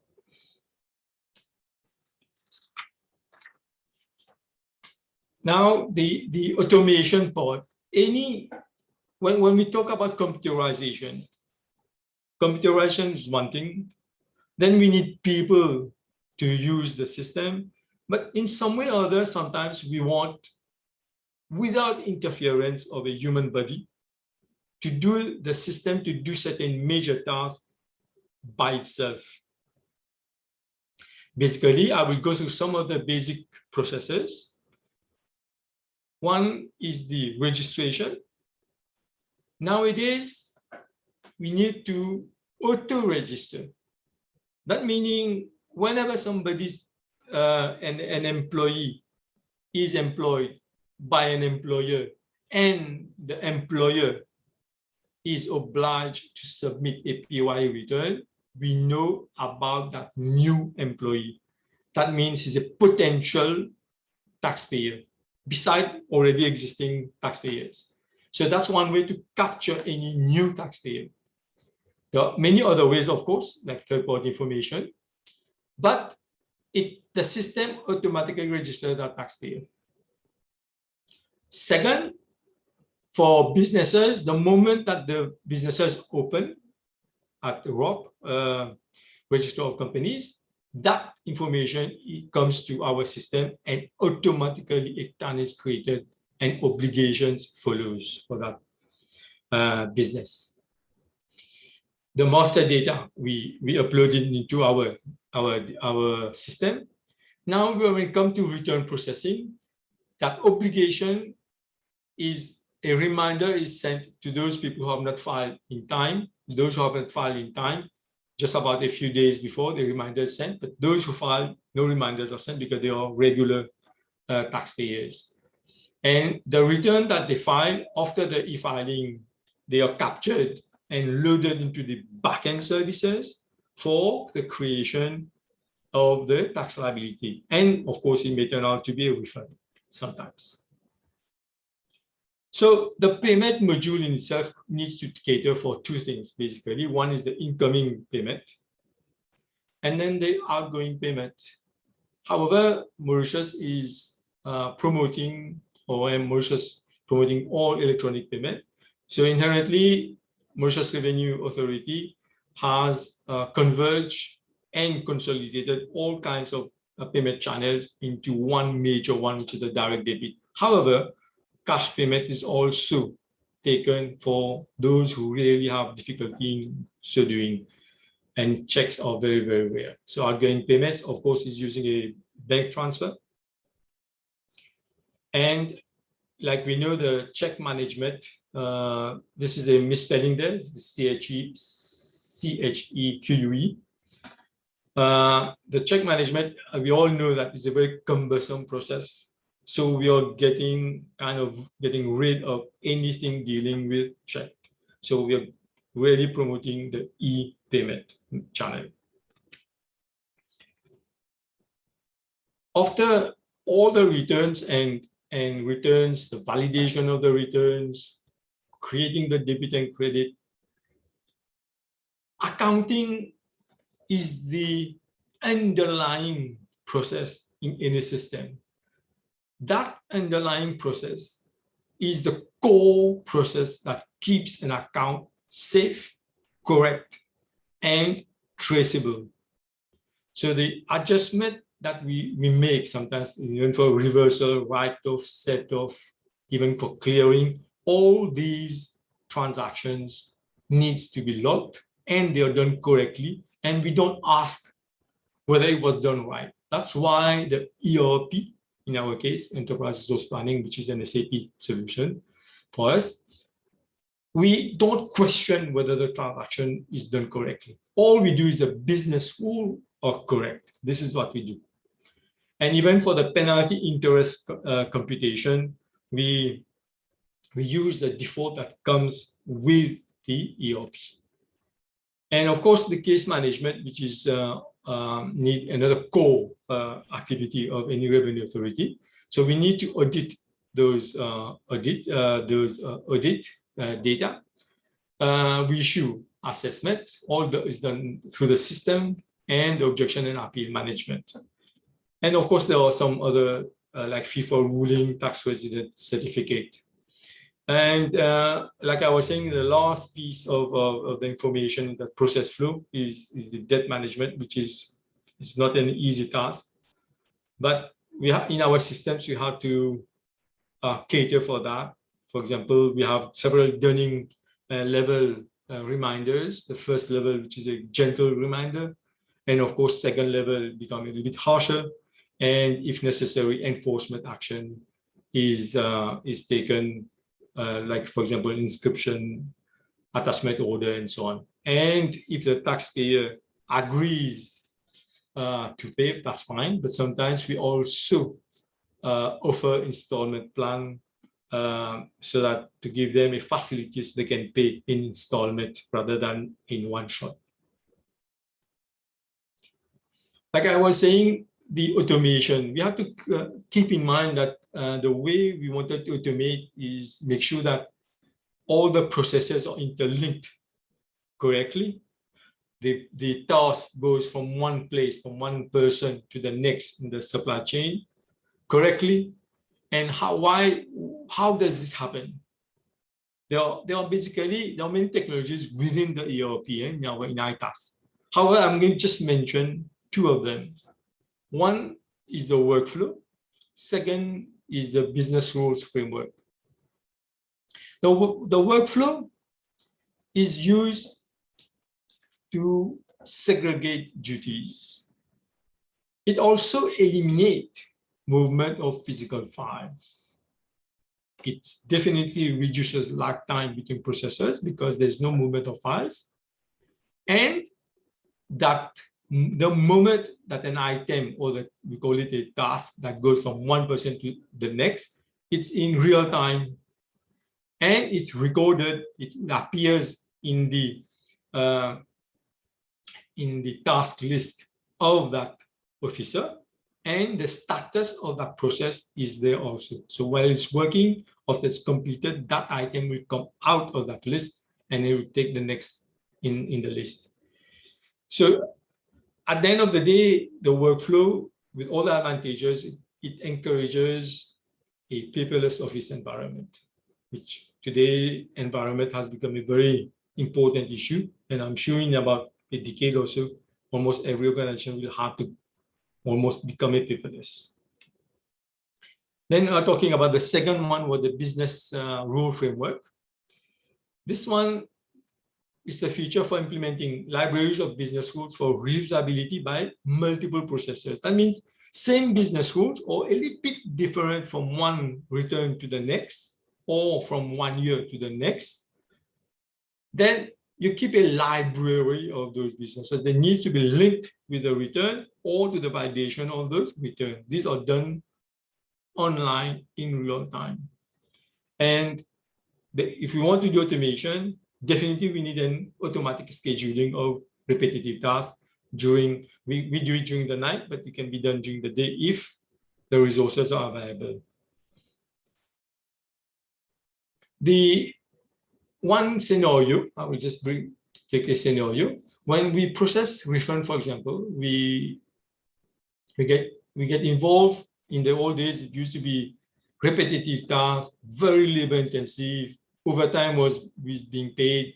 People were working late at night, and it was taking time to process it. But with BOF, those business rules were programmed, configured, so that the system will do the refund itself. So the automatic refund has become a reality and was followed by near real-time refund by electronic fund transfer. That means it was coupled with the EFT so that somebody doesn't even have to write a check. It will be credited on the bank account of the taxpayer, provided either by the taxpayer profile or while the taxpayer is filling the return. Only returns failing BOF were examined. Yes. Just one quick check I want to make with the organizers of the event. Our session was scheduled to run from 1400 to 1500, I think. Yeah. Now we started a bit late. I just need to make sure as to whether or not we will be given a little bit more time so that we can time ourselves. Yeah, I will finish on time. In fact, a bit earlier, so you have a question period also, if you need. Yeah. Thank you. All right. Thank you. Yeah. So I'll continue with the presentations. I was saying only returns failing the BOF rule were examined by the taxpayers. And for 2021, I haven't put the percentage there, but I'll mention it. It's about 80% of the refunds are done automatically. No intervention of any human being to do that refund. However, we reserve the right to do a post-audit or analysis of the refund that we have done automatically. So we do that analysis. However, those returns who have failed the business rules, they will go to the tax officer for manual check, or for they will ask for additional information if necessary. And the second example I was going to say is just a simple example. It's the write-off. But previously, write-off, for example, required paper-based file to move from initiators to approvers. The process was not transparent, as comments and remarks were done in the paper file. So even if you wanted to look at it later on, you had to ask for that file.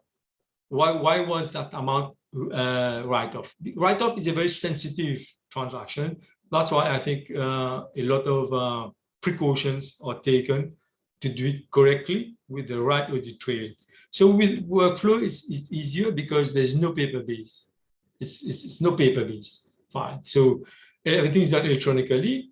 The audit trail is there. Comments is added by the tax officer and recorded on the system and can be viewed anytime. The processing and idle time are recorded and easily retrieved for reporting and monitoring. Now I come to the e-services. Remember that I was talking about the middle platform that caters for all the e-filing. So in our case, we started e-filing way back in 2007 and 8. And the very first year, I remember, we had only 2%. And 2% of the whole population who were filing returns were doing it electronically the first year. But gradually, without passing any law to enforce e-filing, we gradually went all the way to 99% in the last year, 2020. and almost reaching 100% this year. It's about 99.8%. And what the path to reaching that 100% is quite rich in terms of features, because we provided a pre-filling tax return, meaning that whenever somebody logs into the system, the form is pre-filled with the metadata, I mean the master data, the addresses, the name, and so on, plus the information that we have received from PAYE, TDS, and so on, and these will be pre-filled. So anybody like an employee, for example, who has no businesses, everything is there. You most of just have to review and maybe adjust here and there if any, and then submit the return. So that was a very important part of it also. So the pre-filling, and we allowed the user to save drafts and to submit finally. And all these applications can also be accessed through tablets, iPhone, iPads. And one thing, very important thing to keep in mind is whenever we open up our system to the external stakeholders, meaning in this case, taxpayer, the user authentication is a very important issue. So now we are coupled with an OTP for greater security. The other services that we have available is e-objection, e-complaint, application for tax resident certificate, and tax clearance certificate. And even we have FATCA, COS, CBC from financial institution for automatic exchange of information. This is the taxpayer portal, just to give you an idea of how simple a taxpayer portal needs to be. In fact, we are very happy with the layout that we have designed. It's basically into two segments. Basically, the first top layer is the obligation. In this particular case, you will see that this is an obligation, means that he needs to file the return, and this one already submitted. So that means he already filed. However, on the bottom side, where we keep the second segment, we keep the records of all payments, meaning transaction, financial transaction. That means debit and credit. So it's more like an accounting transaction that the taxpayer has access to know whether last year how much he paid or how much he was refunded, and so on and so on. And on here, he will be able to view the last year or previous year's return. And of course, he needs to pay. He will have to pay by electronic payment. And if ever there was something called taxpayer profile, meaning that an address change or bank account number, provide a bank account number, you can do it by the taxpayer profile. The e-payment, so now we went to the e-filing, we went to the e-services, we went to the ERP. Now I talk about the e-payment. E-payment, before we had a lot of channels. We had mobile payment, we had check, cash, ATM, and so on. And now we are focusing to have only one, which is the direct debit. About 90% of the payments are done through e-payment now.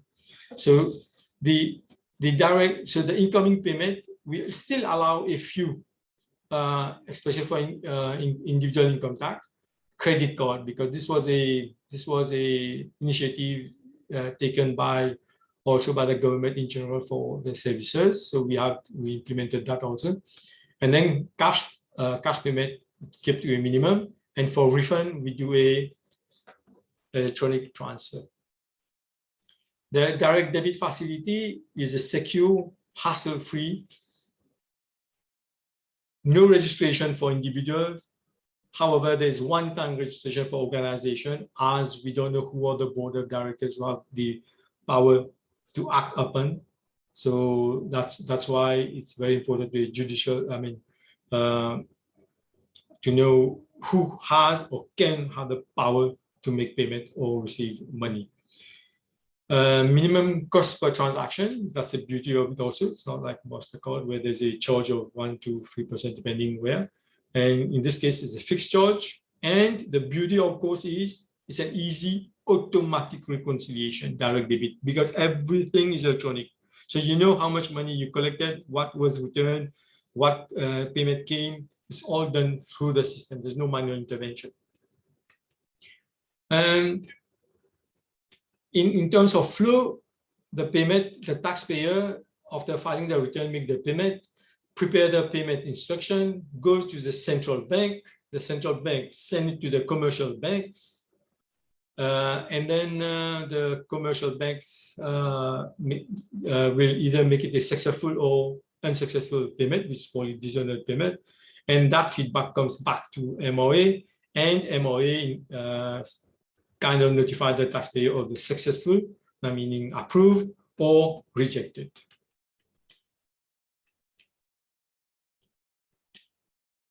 My Director General in the last presentation, he mentioned a lot of third-party information that we have. So I'm just going to skip through this one. But what I want to say is that these third-party information are very valuable to do selection of cases and also to do audits, because it gives you a very quick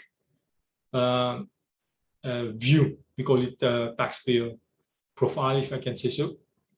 It will give you all the, for example, in our case, the building permits he has, the immovable property, goods and services, PAYE, all those information, medical insurance, housing loan, all those information are known for the taxpayer. So for tax audit purposes, it's a very important part of our system. And how does it happen? Like I mentioned before, the government of Mauritius has implemented the info highway, and this information can be retrieved into three modes, basically through portal, web services, or bulk. But what is important here, it's among public sector agencies. So we kind of keeping the information confidential. And the way it works is one entity will publish something, and then the one who has the right to consume can consume. Similarly, the subscriber, we call it, will consume the publisher data. And this, of course, for reporting purposes, we have to offload our main system to another business warehousing system. Basically, the data goes from the core third-party BI, ECC, which is the main SAP system. And then here we have the services, here we have the gambling data. Then these data are compiled, and data store is to take that data, make it readable, and produce InfoCube, which is more of a business information gathered into I would say clustered into business logic or business rules, so that when it comes to rendering it, the upper layer, which is the data tier, the logical tier, will connect to the business warehouse, do the report development, and of course, at the end of the day, it will be the rendering process. This is one of them. People have used Tableau, have used Crystal Report. There are many others, but in our case, this is the one that we're using. And this is just one of the screens showing the leveraging. Basically, we have all the key information that we use after the taxpayer. For example, in this particular case, goods and services we have, and then we have, for example, the return, his turnover over 300, and then $600 again, all of a sudden, and so on. So this is good for data analytics and to do audit.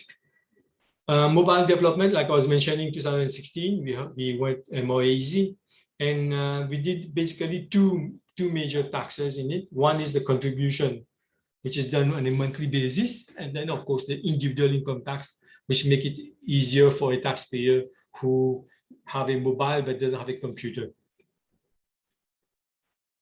This is just a screenshot. Okay, I'm sorry again to interrupt this very lovely presentation, Mr. Sona. How much more time do you require? 2 minutes, 2 minutes, 3 minutes. I just browse with 3 minutes. Okay. 3 minutes. Okay, and I need to mention that due to our agility and flexibility of our systems, we're able to cater the rapid development of the incentives given by the government during the lockdown of March 2020 and 2021. So we make payments to 17,000 employers and to about 211,000 self-employed, which were locked down. I mean, they were able to get their money through our EFT, I mean, electronic bank transfer. And then this is a very interesting one. We just embarked into machine learning. Everybody's talking about AI. In our case, we took it in a very stage-wise manner. We defined 3 risks that we have is late payment, late submission of returns, and risk of bankruptcy. This enables us to proactively deal with risky taxpayers. And we give it index. So why is it? Why do we use it? We are using it in a pilot basis because we know that machine learning needs time to understand the data. So it's in the learning phase, and very soon we'll be using it for selection of audit cases. We have a custom management solution, which is an in-house versus the other one was totally outsourced, and this one is in-house. And it is used for processing of bill of entry. We have approximately 300 per year. And 98% of customs payment are effected electronically. Technology that we used was Oracle, and that's where we want to upgrade it. But here, what I want to mention is the custom management system doesn't stand by itself. It needs other systems like TradeNet and cargo community system, which deals with manifest information, shipping and logistic information. So these 3 partners needs to be coherent so that we can provide a trade facilitation and security and border protection for our stakeholders and our community. This is diagram. And remember I was saying about the challenges, now I have the solution. So the solution saying the single one, configured easily, single development environment, 360 view of taxpayer, international standardized process, additional maintenance, addition and maintenance of taxes, simple workflow implementation, training, mentoring, and champions. This is just an overview of the 360, which is just give you the payment list, the ICO, the obligation, and of course a summary of what he owes, and with the balance and so on. The key success factor, the lessons that we have learned, phase-wise approach, innovation needs to be there with agility and flexibility. And we have, in our case, in-house capacity building. BPO, I cannot stress more. Everybody has mentioned it. We need that legal framework, change management, and the right partnership. At the end of the day, it's a win for all strategy. And in our pipeline, this is my last slide. In this slide is some of the projects that I heard that many other authorities have already implemented, and we are doing it correctly. For example, like invoicing and e-CMS, and I was mentioned before integration of CMS into ITAS, virtual desktop infrastructure, business analytics. We intend to use geolocation for analyzing data, and we started with ML, and we're going to introduce AI in the years to come. So basically, this is my presentation. I would like to thank you. Thank you all for your attention and for giving me this opportunity. And my closing, my futuristic remark, I would just have to mention this.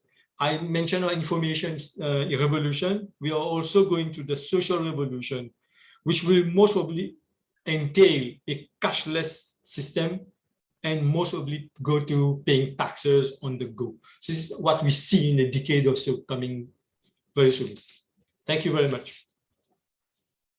Thank you very much, Mr. Sona. That was indeed a mouthful. I have some very positive comments on the chart from various participants from different countries on the platform, which are all very, very positive. And I can confirm that your presentation was very clear and very systematic, such that even somebody who is not necessarily IT inclined, but maybe process inclined, could follow with ease. We have very limited time remaining, and I'm not going to try and summarize what you presented because of the clarity of the presentation. I would just like to quickly hop to some questions that have been posted on the platform. I don't know if you can see them yourself, Mr. Sona. The first one comes from Dombifuti. It's on the chat or question? The chat? On the Q&A. Q&A, okay. Yes. If you could maybe, so to avoid me reading through them, if you could just address them one by one quickly. Okay, okay.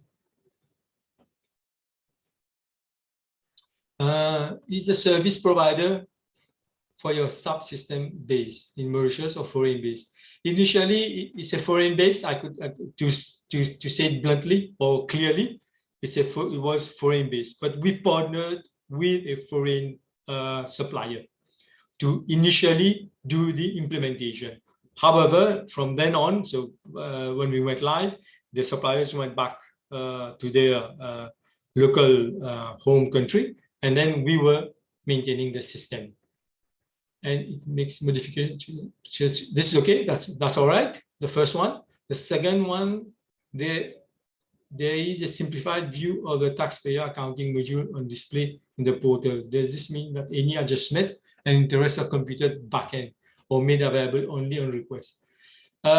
Yeah, we automated that before. However, because it was reflecting, we do it on a simulation base, basically, because sometimes you don't make many transactions. Everybody every day comes in and want to know the updated transaction.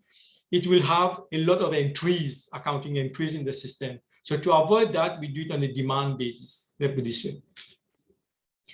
And then, does ITAS have the analytics tool embedded in it?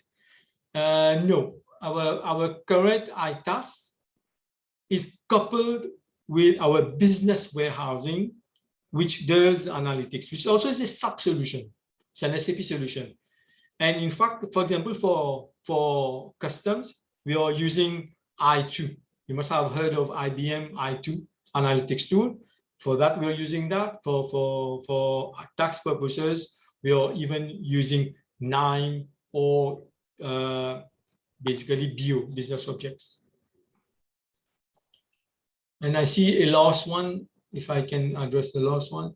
How do you increase and encourage tax compliance by taxpayers, especially when there is a apathy of some of them with regards to accountability of the taxes? Wow, that's a difficult one. But I will make things easier. But we have made the filing easier. That's the keeping the books. We record when they file the return, we ask them many questions, what kind of books they keep, what kind of records they keep, and we make it easier for them. This is the way, and training and communicating with them. Taxpayers education department here does that part of the job. Sorry, Mr. Sona.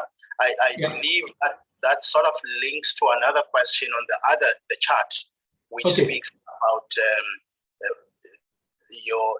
how you drive the move from manual to automated submissions without necessarily passing legislation in this regard. Yeah, if you want to know the encouragement, yes, we had to do a lot of promotion, and we call it taxpayers education. These are the two things: communication, taxpayers education. And that's why we started with a slow proportion. Like I mentioned, the first year it was only 2%. And we made our system better and market it. And you went on TV, for that matter, to show how easy it is. When you do a pre-filled return, people speak by themselves. They will go and talk to their friends. Hey, it's so easy. Why do you bother going to paper, taking your calculator and doing all the computation? So this was a very selling point, is the auto, the pre-fill part, and you can do it within a couple of minutes, except for those businesses. Of course, it takes a bit longer. Thank you very much. Okay, I see questions popping up now, and I would like, because we have now overshot our allocated time, I would like to request that maybe the last two be the questions that you engage with Mr. Son. Yeah. First one is a quick one. When did you start your journey?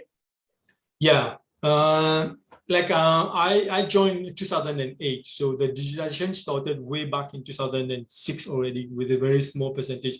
Customs was already electronic because we had Mauritius Network Services, which is an agent or stakeholder that helps us do that.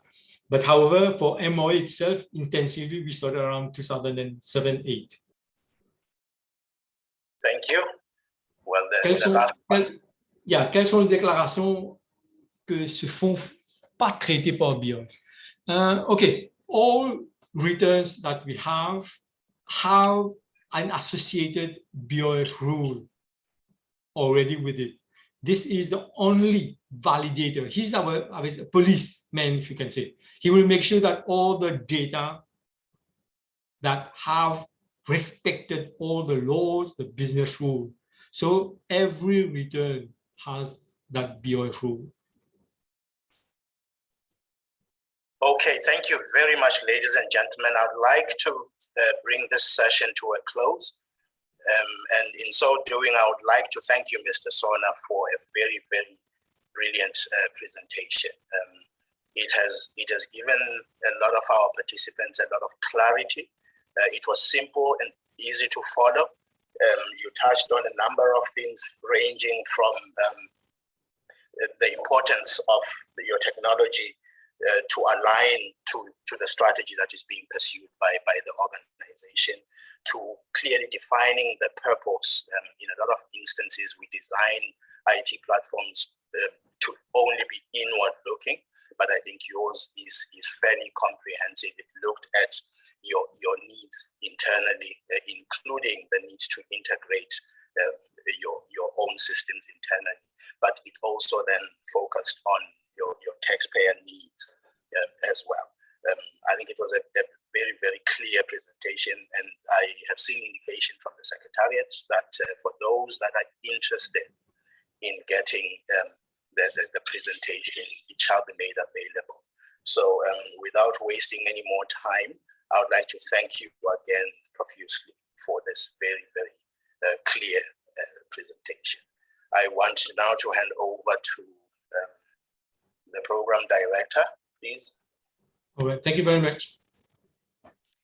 Thank you very much, Mr. Sona, Mr. Masilela. And I would just like to add that, I liked what you said about the fact that the staff owned the new project, and the fact that to make a project successful, we need commitment from everyone. So thank you very much for that. And thank you for your comments there in the chat box and in the Q&A. Thank you, thank you. We move on to session 6. Which will focus on blockchain.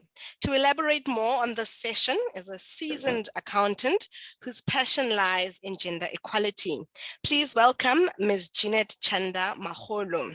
Ms. Maholo is the first female Commissioner General at the Botswana Unified Revenue Services. She holds a Bachelor of Commerce degree from the University of Botswana and a postgraduate professional training in public finance management, which is equivalent to a master's, from the National Institute of Finance Management in India. Ms. Maholo, the floor is yours. Oh, thank you very much, Refilwe. A very good morning, good afternoon to you, ladies and gentlemen, depending on which time zone you are. I am very honored to be moderating this very exciting topic on blockchain. And I want to believe that you are ready, participants, to hear from our panelists, who are 3 in number, who are going to be discussing issues around blockchain. So, according to my understanding, blockchain is a digital mechanism that enables 2 or more participants in a peer-to-peer network to exchange information directly, that is without any intermediary. And I won't say much on blockchain because with us today, we have the 3 panelists who are going to talk us through various aspects of the blockchain technology, and these are going to include the legal and policy implications, how blockchain can be used by customs and tax administrations, and give examples of blockchain in the tax and customs domain. And my first panelist is Professor Jeffrey Owens. Professor Owens is the director at the Vienna University Global Tax Policy Center. And I welcome you, Professor, to discuss this very exciting topic. And as you discuss, please, can you make sure that you answer the following?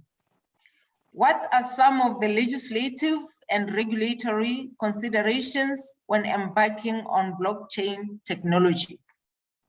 Which areas of tax administration would most benefit from blockchain technology?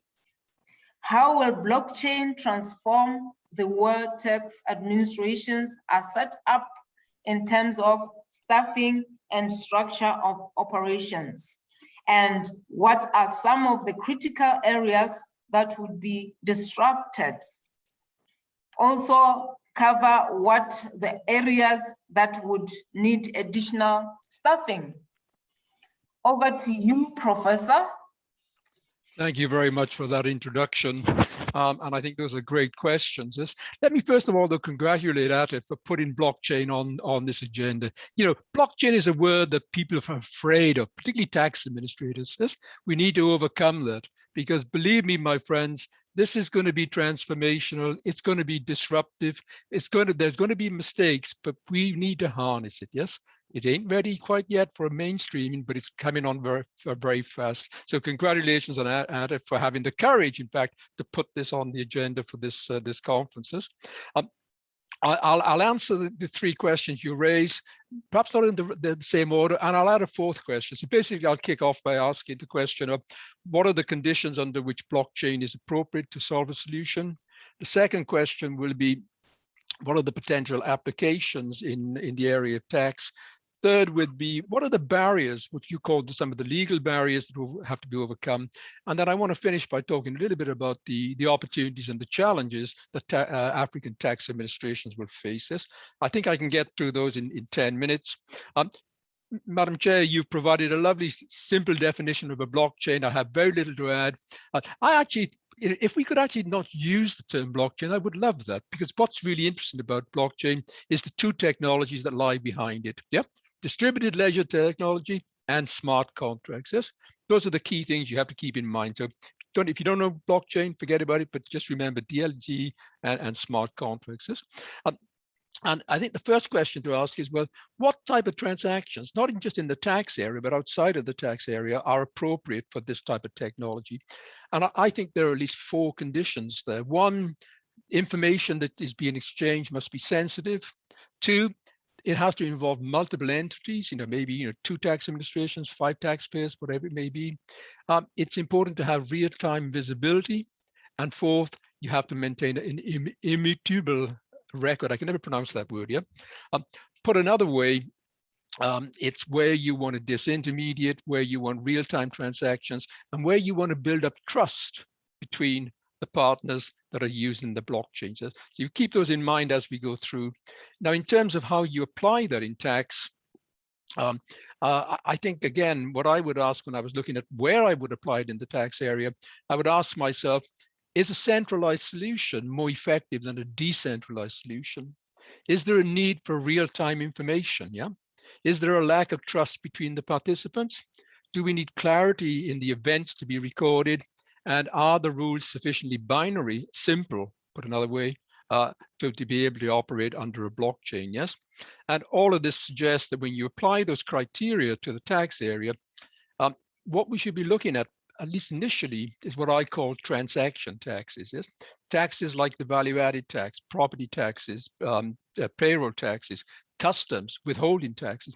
All of these taxes, I think, have characteristics that make them quite amiable to blockchain solutions. Yes.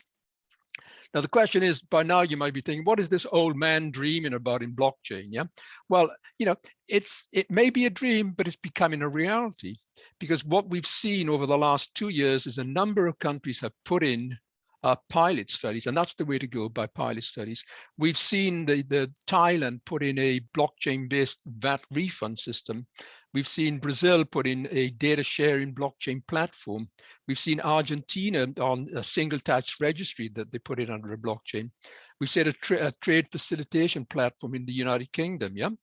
And we've seen organizations like the WCO, in fact, piloting blockchain solutions to facilitate trade, to remove tariff and non-tariff barriers. Yes? Very successful pilots, in fact, one of which was with Kenya.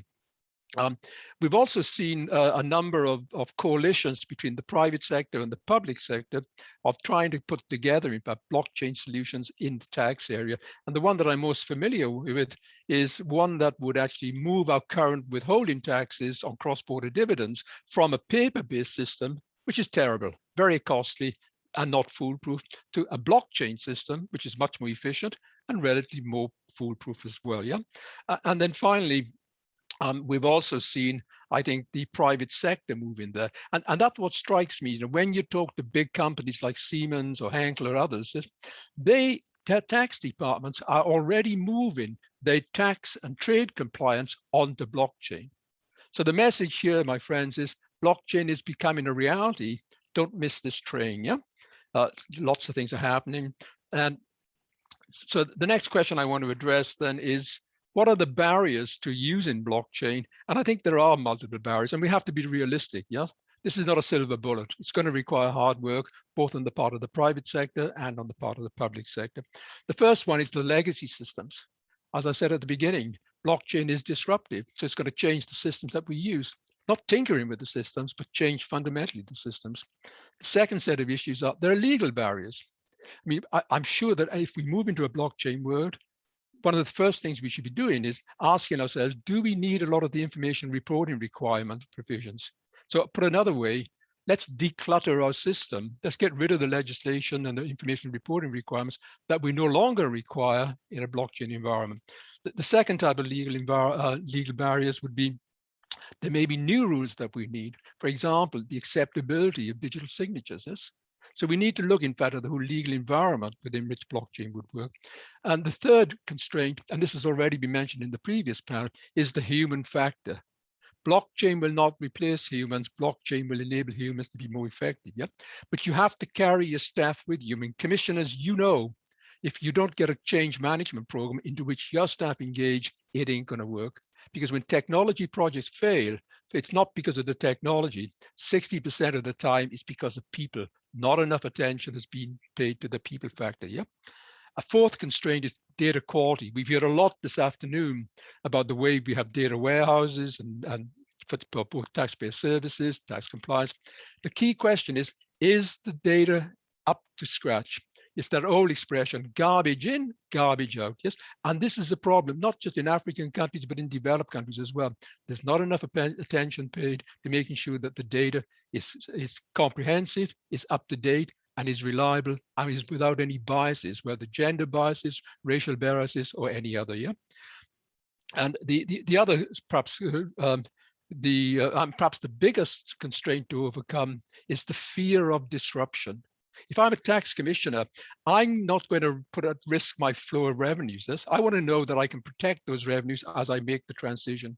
So designing the transition in a way, in fact, that gets you from where you are to where you want to be, but at the same time protects the revenue base, that is a major challenge. So those are some of the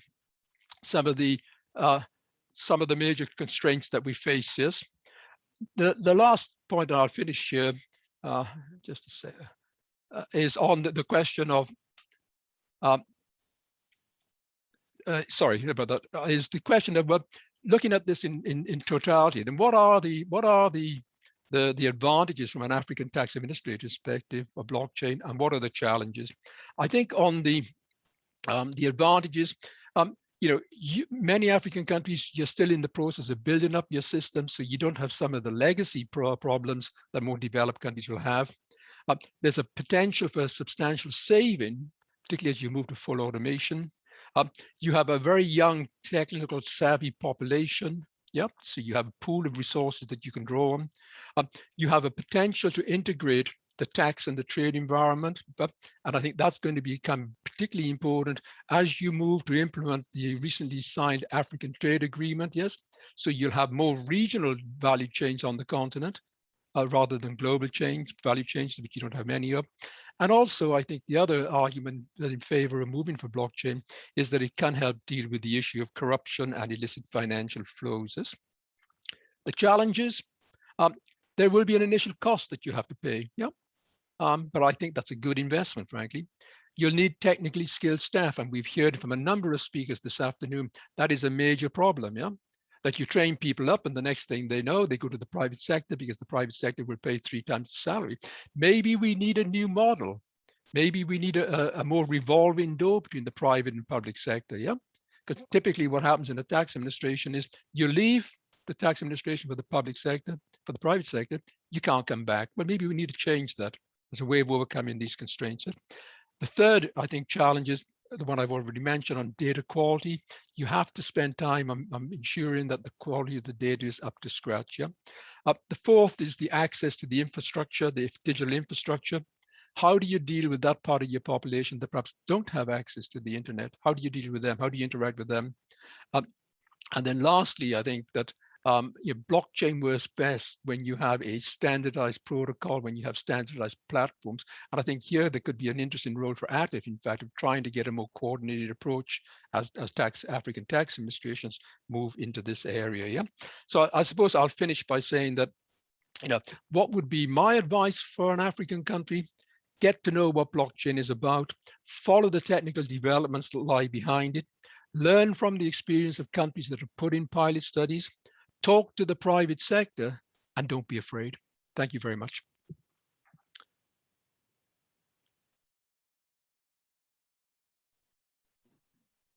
So I'll stop there. Thank you very much, Professor, for that insightful presentation on blockchain. You have taken us through a number of areas, what it means, the application, the barriers which we might experience, particularly on our legacy systems, and the fact that we might need new rules. And above all, the human factor. I like the fact that you are saying it does not replace humans, but make them more effective. I believe that is what it is.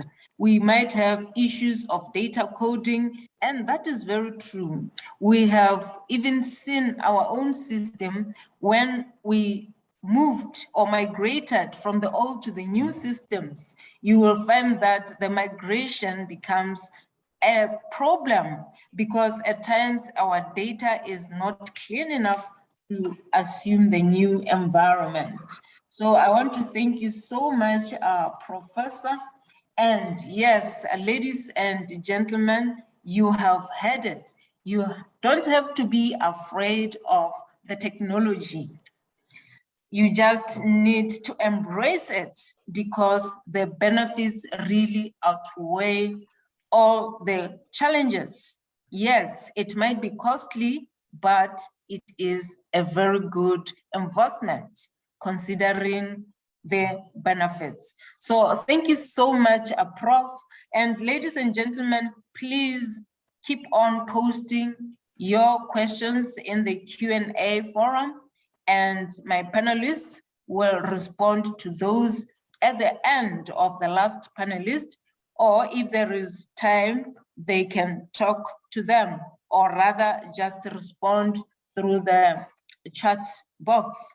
So thank you very much. And now allow me to introduce our second, and my apology. In the beginning, I indicated that there are 3 panelists. Actually, they are 4. And the second panelist is Mr. Duncan Onduru. And Mr. Onduru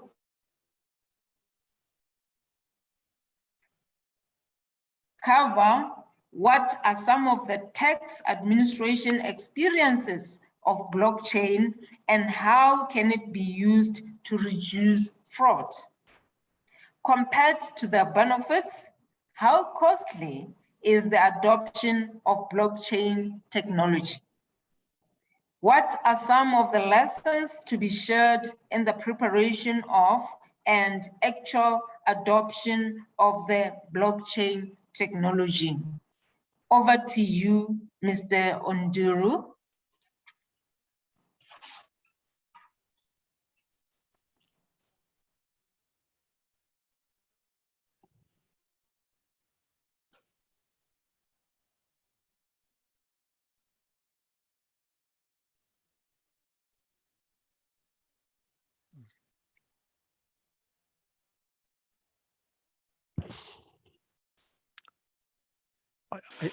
Madam Chair, I think Duncan may have a problem with the network. Maybe if you suggest he turns off his video, that would perhaps help him. Oh, Duncan, are you there?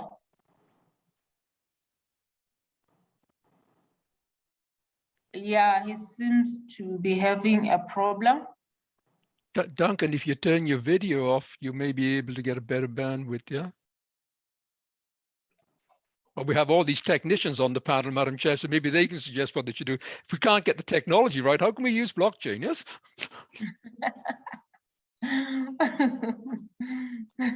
Let's see whether he's... Maybe Madam we should Chair. be using blockchain to get it right. Hi, Madam Chair. Hello. Could we please move on to the next speaker and then we'll come back to Mr. Duncan. Okay, oh, thank you, ma'am. I think that is the best solution to this.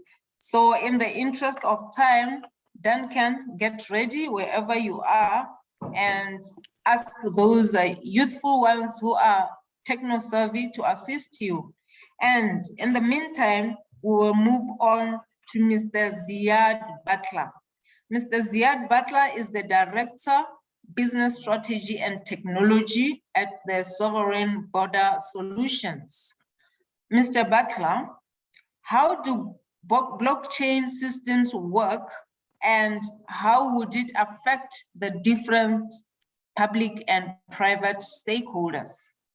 What are some of the examples of blockchain in the customs environment? And can you share some examples? What are some of the lessons learned in using blockchain technology? And what would you recommend to ATAF member tax administrations? Over to you, Sir Butler. Good day, everybody. Very big thank you from South Africa, where I'm addressing you from.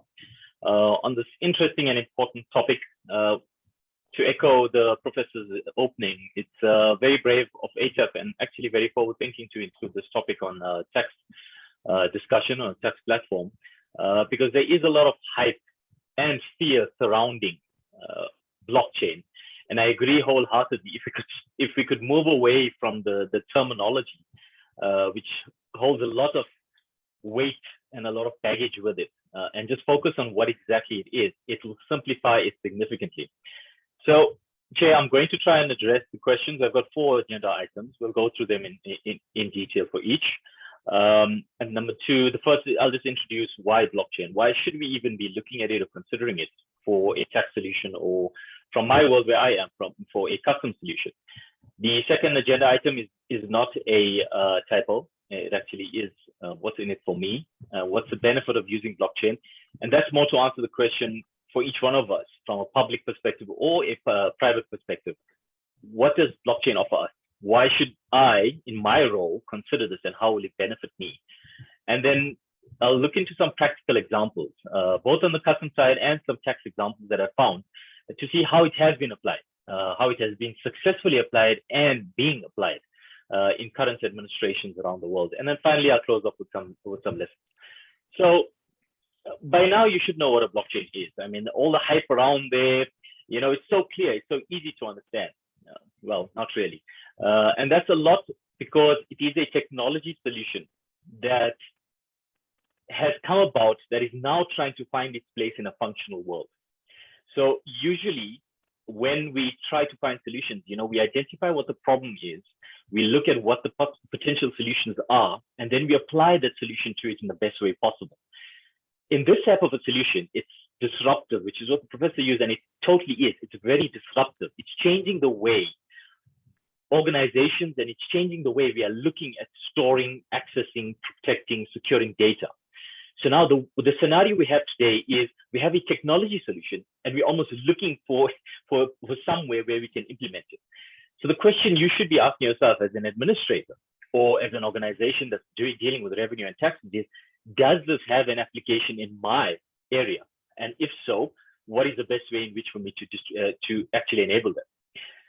So blockchain, I mean, it simply could be described as a distributed ledger or smart contracts. It is a list of records, which are called blocks, that store data publicly and in chronological order. Now, I want to try and stay away from the technical side because that jargon usually confuses people, and try and keep this as simple as possible. So blockchain is designed to be distributed and synchronized across networks. So data is distributed across different networks, which makes it ideal for multi-organizational business networks like a revenue administration or customs administration. And it gives you access into supply chains or information that travels across the supply chain from multiple parties or in financial consortia. What this does is it encourages organizations to come out from behind their firewalls and share data. Because for the last probably 20, 25 odd years, we've been bombarded with the fact that data is power, data is access, but there is danger with data in that it needs to be secure. And now blockchain, or the concept of blockchain, encourages people to basically save their data on a public platform. So sure, there will be questions, there will be reservations, there will be fear. And we're seeing the regulatory and the governance environment catching up with this technology that's out there, and trying to find a way for it to make it work within the regulatory framework that we have, and within the operational and function areas that we've spent so many years developing.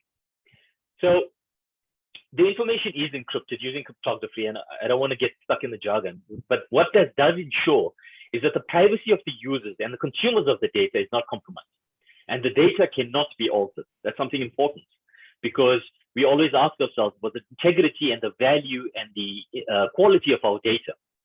And blockchain offers the opportunity to leapfrog into quite a number of steps for us to move from data from a manual process or from a paper-based process to an electronic process that's secured. As opposed to just converting paper data to electronic data, which is where the integrity issues come about. So the information on a blockchain network is not controlled by a centralized authority. That in itself also opens the door, because there is this fear that by introducing blockchain, someone is going to have access to your data and control your data. I mean, we've seen issues around the world of different data breaches and organizations losing access and access being gained on or hacked. And what this does, or what blockchain does, it allows the ability to more securely control the data without having that centralized overarching authority over it. The participants of the network maintain the data themselves, and they hold the democratic authority to approve any transaction which can happen on a blockchain network. So there is an underlying mistrust of governments and governments' ability to manage and process data. Specifically, governments do not trust all traders and taxpayers to submit legitimate declarations. So it's a catch-22 in a way. What blockchain does, it gives an opportunity for there to be more transparency and a greater ability to share data between parties without worrying about abuse or lack of integrity by removing intermediaries. So then, what are the advantages of blockchain? If you look at it simply, there are a number of interleading or I would say linked advantages that could be gained from introducing a blockchain solution. Number one is increased speed. The speed of blockchain transactions are significantly quicker than traditionally processed data management methods. You have the ability of, you have the advantage of reducing fraud. This is achieved by time-stamping entries and sharing a common immutable ledger across the network. Immutable basically means not able to change or cannot be changed. With that, you have obviously reduced costs by eliminating manual processes, example, reconciliation between multiple isolated ledgers and administrative processes. So traders will benefit from this in that the cost to actually do business will come down. You will also have reduced risk of single points of failure and attacks through distributed network nodes. So the data is secure, in effect making the process secure and making the functional and end-to-end supply chain more secure.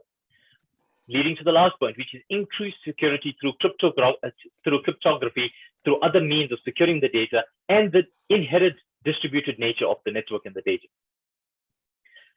So then the next point, asking yourself, you sitting there and saying, okay, this sounds interesting. It sounds like a technology that may work for me, but what is in it for me? From a public perspective and from a private perspective, why I've shown it this way is because there's shared benefits to be achieved or to be gained from a blockchain solution. Immutability, which makes the source or provenance of every transaction known, making tax calculation easier and indisputable. So the challenges organizations face today is that they struggle to prove that data they have in front of them submitted by traders is legitimate or correct. What a blockchain basis or a foundational blockchain network allows you to do is source the data from the point of origin and make sure that the data you are receiving is actually the correct data. And the provenance of the data can be followed to make sure that it has not been changed. Transparency. Because of the public nature of a blockchain network, it enables all stakeholders, including regulators, to monitor the wealth and asset ownership of the users of that. So information is available, information is transparent. All users with control or all users with accurate access will have access to that, will be able to see and view the data and use it as they require. Decreased usage of paper and manual processes driven by smart contracts facilitates trade and regulatory control. So having the process across the blockchain network and utilizing smart contracts in order to connect the parties from one end of the transaction. So in a supply chain example, from the supplier right down to the recipient, to the importer, exporter to importer, and all the parties in between. So the port authorities, customs, all the different government agencies that are involved in any single transaction will have one view of that contract. We'll have one view of the data that flows across the contract, as opposed to how it works today, where each agency or each stakeholder that is part of that supply chain has potentially has different versions of the same information, which sometimes we know can become illegitimate when certain parties decide to change them. And then finally, it allows the ability to develop and breed a trust relationship, which is based on compliance, due diligence, and fair application of the law. There is this push and pull between government and trade, between public and private, in that government requires more regulation or more compliance, and traders require more facilitation and more freedom to trade. There has to be a balancing act, and a blockchain-based network is not the solution to that. It's not the only solution to that, but it allows us to be able to put something in place that they shared trust and shared responsibility to make sure that the information is correct and legitimate. Moving on to some practical examples, because that's probably what almost everybody is interested in. We hear a lot about it, but where is it actually working? Well, the first example I have is in Thailand, where they've introduced VAT refunds in 2019 for tourists via an app. I mean, it was estimated that increased tourist spending by almost 10% and reduced the refund period from 1 month to up to 3 days. The country also implemented a blockchain solution to track VAT payments and combat fake invoicing. So they took the decision to utilize the blockchain platform in order to connect tourists, connect the customs agency and the tax agency, and make sure that there's direct interaction and integration between them. And the impacts are real, the benefits are real. There was reduced paper documentation, with almost no paper in that process. There was greater transparency because tourists or travelers knew exactly what they needed to do. They knew exactly what they needed to submit. And there was an ability for them to directly submit it to the party receiving it. And as a result, there was a reduction in the number of fake claims that they received at the time. The next example is Estonia. And Estonia was a pioneer in the development of a blockchain-based solution for e-government e-services. And they called it e-tax, which is the electronic filing system set up by the Revenue Service with a BC backbone called KSI-BC. Now, this happened quite a number of years ago, and that's why Estonia is regarded as one of the pioneers in this area, developing their own network, their own platform based on blockchain, which allows citizens and the government authorities to verify integrity of their records on government database. So they've rolled this out almost government-wide, using a blockchain-based network to integrate all government agencies. Now, if you might have heard the terminology of a single window environment in a government environment. A single window is a single platform where citizens, traders, anybody willing to engage, wanting to engage with government can log in and access information that they need and submit to that government for them to be able to interact and engage. Now, what Estonia has done is use a blockchain-based network or platform in order to achieve this, building different nodes onto that network and giving access to the citizens and different stakeholders for that. And what was the benefit? 98% online tax declarations within 3 to 5 minutes. And that was achieved relatively quickly in terms of after they had implemented. There is a higher integrity of the government data. So because the data is centralized, because the data is immutable, the value and the quality of the data is much more trusted, both by private entities as well as the government. And there's almost instant identification of data breaches. This is an important point as well, because we know that data security is a big issue. And in traditional database storage, the issue that has come about is that we find out about these data breaches too late, almost after we have lost all the information or it has already been spread out in public. With a blockchain-based network, because of the way it's built, as soon as there's a break in the chain, this is almost instant or instantaneous identification of when that occurs. And the entire blockchain network will be informed of that, making it much more secure. And then the final example I have is with a customs example that is currently occurring in Egypt. Egypt is currently rolling out the first phase of the Advanced Cargo Information Solution for imports. The ACI is a process which is compliant with the World Customs Organization Safe Framework, providing customs authorities with information about cargo even before it arrives in the country of import. So exporters are submitting their information using a blockchain-based network to submit their declaration data that they would normally submit only to the exporting country to Egypt as the importing country. So it's almost, for lack of a better word, the holy grail for customs organizations, where export information becomes direct import information, meaning there's no ability or very limited ability for the manipulation of data in between or in transit across the supply chain. What this enables is the customs authorities to streamline their workflows, support pre-clearance of shipments, and conduct documentation checks even before shipments depart from the country of origin. So even before the goods have departed from the export country, the importing country, in this case Egypt, is able to give a pre-clearance notice to that supplier or to that importer and exporter, so they can plan. Because we know one of the most important things in a supply chain is predictability to know what is going to happen at what point, so that you can plan. Thus far, there has been good uptake and progress with some challenges, mainly related to resistance to change. Similarly to what we are talking about now, there's a lot of fear, there's a lot of trepidation about how to use the solution, about what you can achieve from it. So there is going to be some learning, and that's what I'm going to get into in my last slide about lessons. This is a bold step towards utilizing a blockchain solution, and it bridges the gap between the exporter and importer, using the government agency as a means of actually binding them using this blockchain technology. And then finally, in terms of lessons, most technology solutions that we hear about today, we say that it's disruptive. And when we say disruptive, it means it needs to change the norm of the way we do things. It needs to be we say business as usual. Well, it needs to be business unusual, because we want to change the way we have always been doing things to make it better. But when we say that, we need to be very clear that it needs to be disruptive, not destructive. And it has the potential to do exactly that.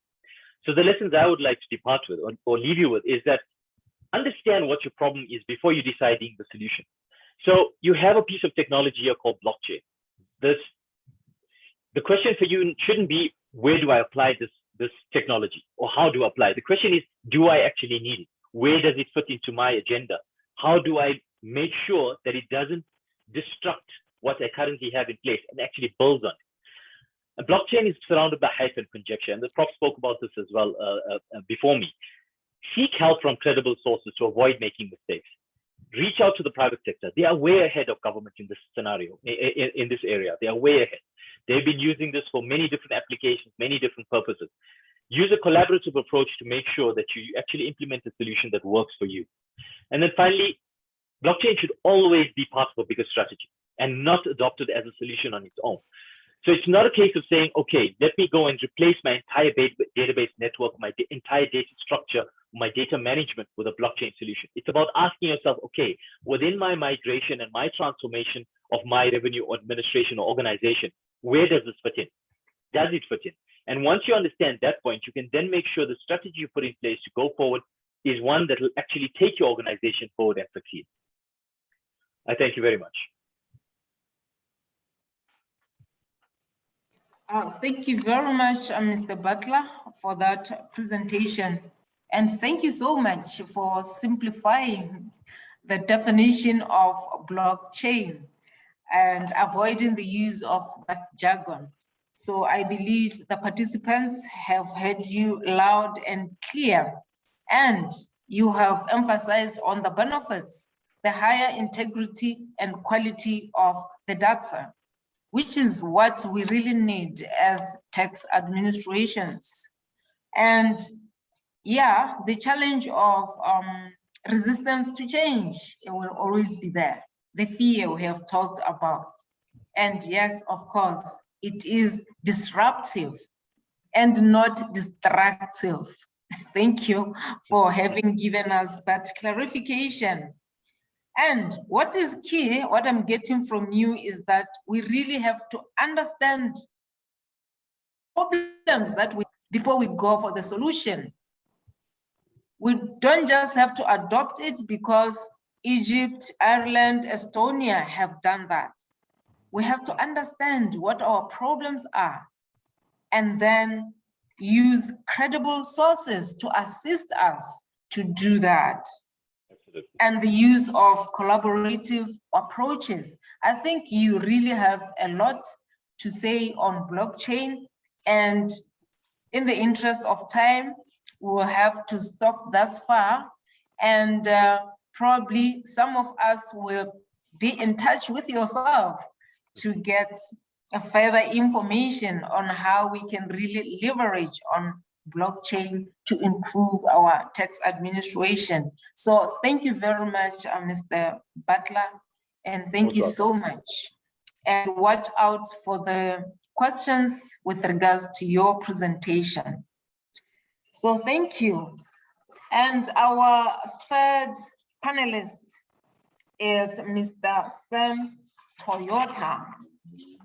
Mr. Sam Toyota is an ICT advisor in,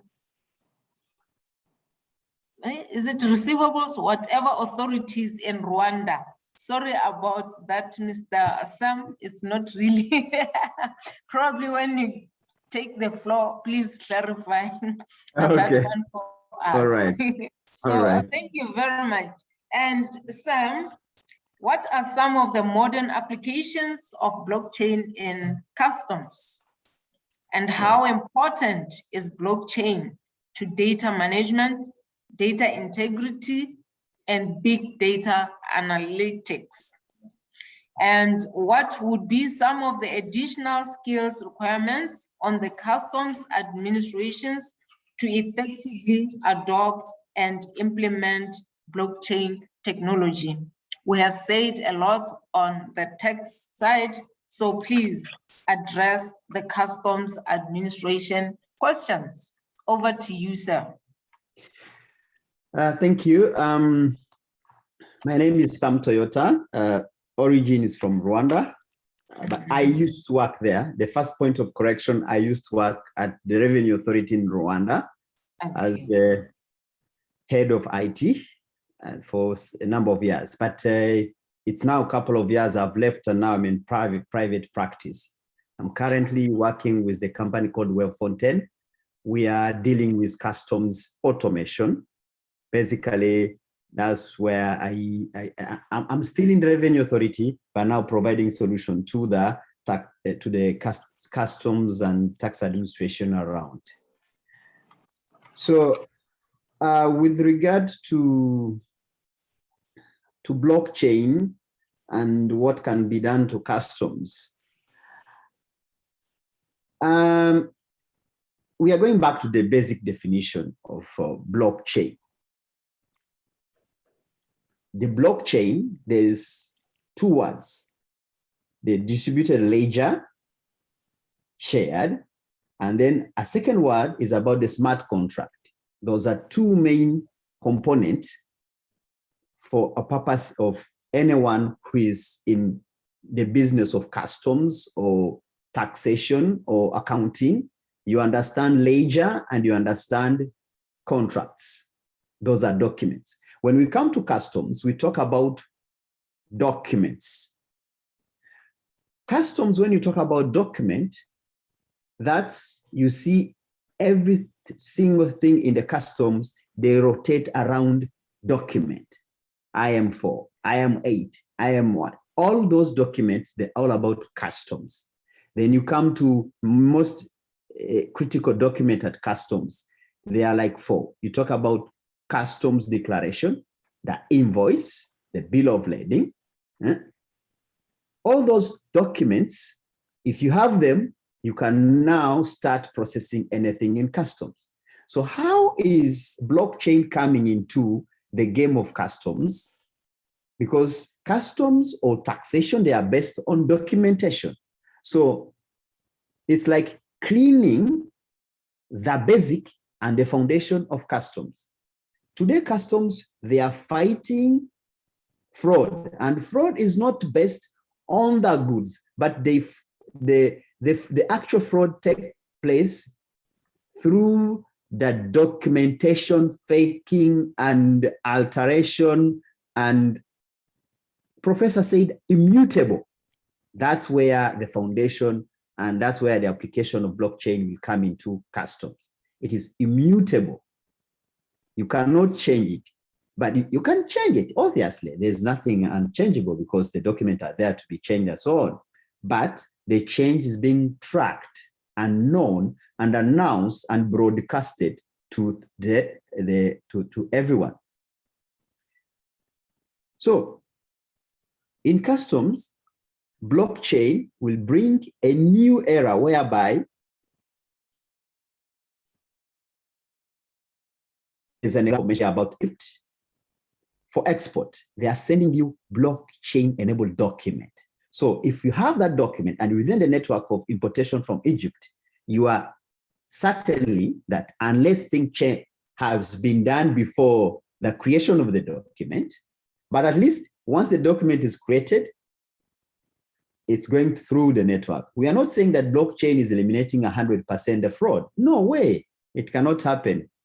It is always at a certain percentage, but it's higher percentage. Is that before you go to blockchain document, there is some process taking place. So if that process is not also cleaned up, you are sure you're going to get also a fake document. So the blockchain intervene in customs by creating the key documents to customs, secure, verifiable, and qualitative.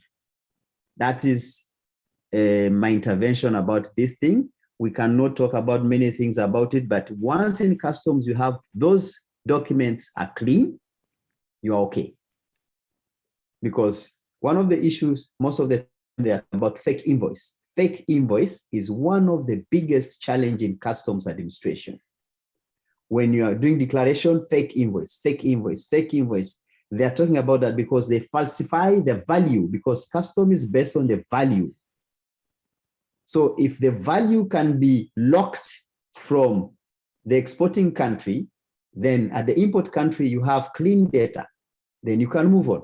Today, the problem they have is that you're importing from China, especially in Africa, and documents are coming from China, they are manual. They reach in Africa, manual. I can still create another secondary document, which is not clean. So if blockchain can intervene, once the documents are lodged in China, they come as clean as they have been presented in China. Then we are okay at this end of receiving end of customs in Africa. Or not China, let's say Japan, US, everywhere. Documents can come, but the issue is during the process of transferring the document from the export country to the importing country, that's where things take place.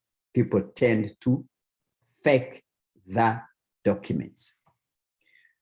That is general. So some few questions have been asked about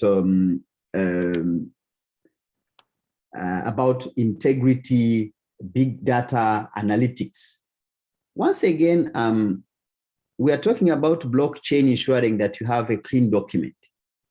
So you cannot separate data integrity and big data analytics from the blockchain, because it's like Professor said garbage in. I don't know, Professor, someone else mentioned about garbage in, garbage out.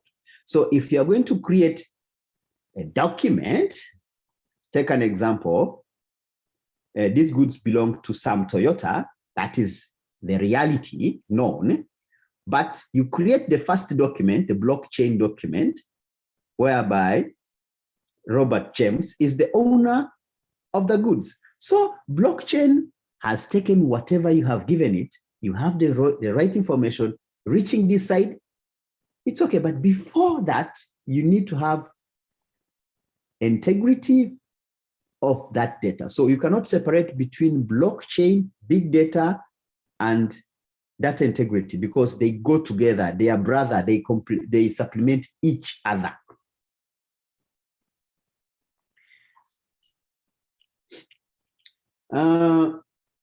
Another question would be, can a tax administration implement these things easily?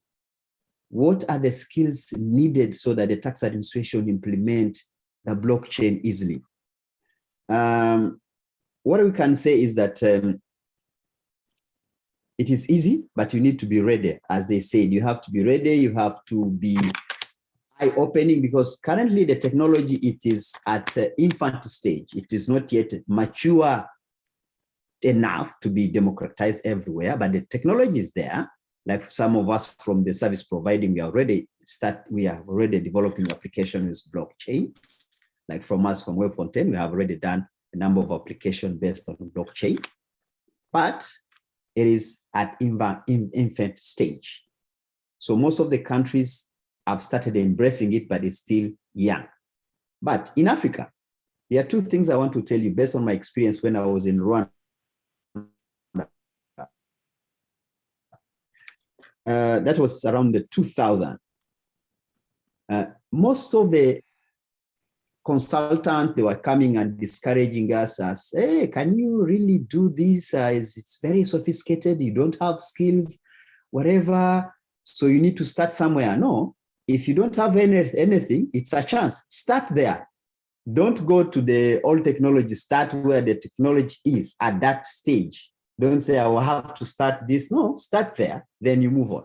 That's very important for African perspective, because I know most of the countries, those who don't have system, it's better they start where the technology is at the current stage. That's the most important. So the question is, the current administration, those who need skills to work with the blockchain, what they need as people with certain qualification. This is basic computing skills. There are people who know exactly what we call data structure, because before you create a blockchain document, smart contract, or ledger, it's normal. Any ledger need to have a structure. So people who understand the data structure. Number two, cryptography, encryption.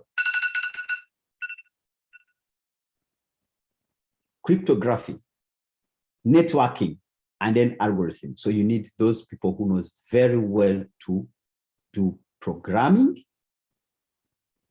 cryptography, and data structure. Those people, if you have them, recruit them, they'll help you. And aside that, blockchain alone is not a solution for everything. Still, you need to add on other technology. Artificial intelligence, very key.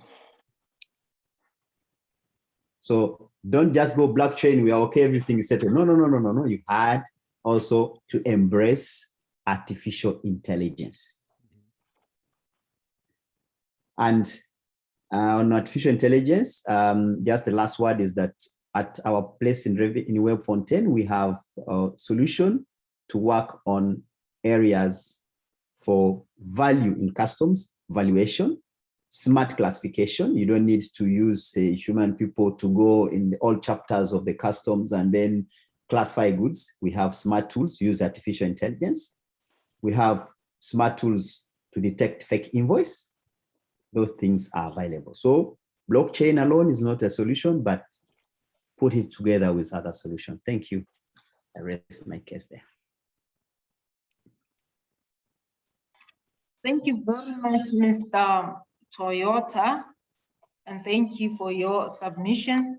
I believe you have warned us, you have advised us, and we have got what you have said to us. And your last point, that blockchain alone is not a solution. We need to embrace other technology solutions, particularly artificial intelligence. I believe we are listening, and the issues of garbage in, garbage out, for us to get data of integrity, whatever is input into the solution has to be of integrity. And thank you very much. I am aware that we are almost running out of time, and we still have another speaker, Mr. Duncan Onduru. Are you there? Yes, I should be there. Okay, now I can hear you, Duncan. Duncan Onduru is the director at Commonwealth Association of Tax Administrators at Thomas Jefferson School of Law in London, the United Kingdom. Duncan, your questions are, what are some of the tax administration experiences of blockchain, and how can it be used to reduce fraud? Compared to the benefits, how costly is the adoption of blockchain technology? What are some of the lessons to be shared in the preparation of and actual adoption of the blockchain technology? Over to you, sir.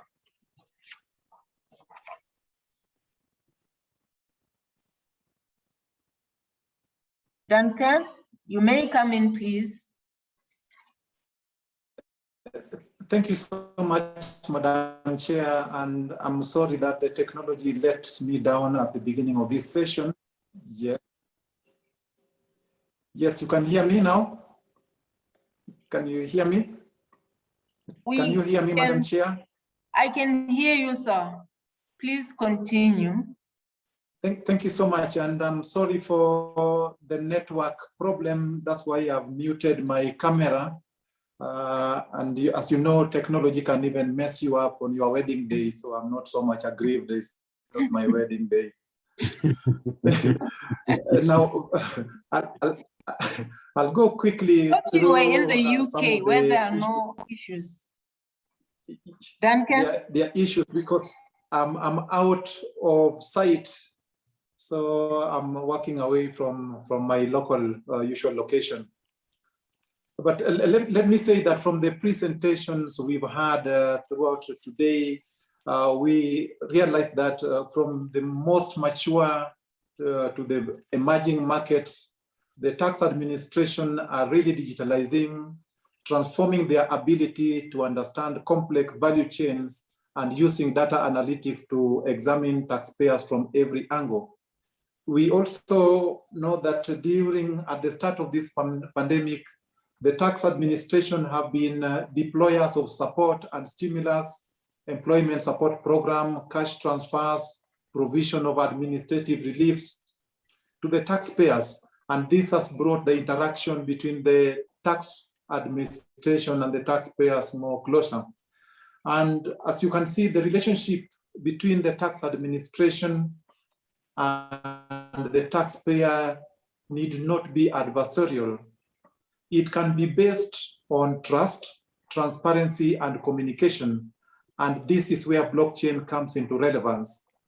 It has the potential to redefine relationship between tax administration and other relevant stakeholders in terms of data sharing, transparency, and trust, as we've heard from the previous speakers. Now, the first question was the experience. I would like to say that though there exists wide literature on the subject, tax area is still very scanty. Blockchain application is gaining traction in finance sector, in custom, in trade, and logistics, but it has not widely been embraced in the area of tax, in spite of the huge potential it has. Moreover, as enterprises adopt this technology, tax actions undertaken by enterprises that give rise to administration must not wait to catch up in the area of tax. And available literature doesn't seem to have any country in Africa that uses blockchain technology at the moment. So I think this discussion at the moment is really at a very theoretical level. But looking beyond the continent, a number of examples have been cited of jurisdictions which have implemented some aspects of blockchain in the administration of different facets of taxation. Our first speaker did mention the case of Netherlands. We had Estonia, which has been mentioned. We had Brazil, we had Serbia. So there are a number of countries, but they are further afield there. And I think if us as Africa wanted to borrow a leaf, perhaps this will be our first port of call, these few countries. The next question that you posed was the cost implications. And I think this is very obvious, and I cannot overemphasize what has been said by my previous speakers. Most importantly, we've talked about the cost of the technology infrastructure. And like any other technology, this is something that will have to incur or actually account for a huge budget outlay for our tax administration. The next cost center that I see very pressing is the cost of migrating data from our existing platform into the new platform upon which blockchain can be implemented. The professor did point out that maybe for Africa, that migration perhaps may be a little less tedious, but again, there are cost implications. More importantly, we have engagement of the stakeholders. And as we say, blockchain is a network of participants, and we've got to see how we engage all the stakeholders that we want to bring into this network. And again, here we may have cost implication. Investment in data security need not be a presentation. There's a small component which I've seen overemphasized in other forum, and this is the energy consumption of the whole process of mining this information under the blockchain platform. So those are a few areas of cost centers that I could point out, and perhaps there are many more.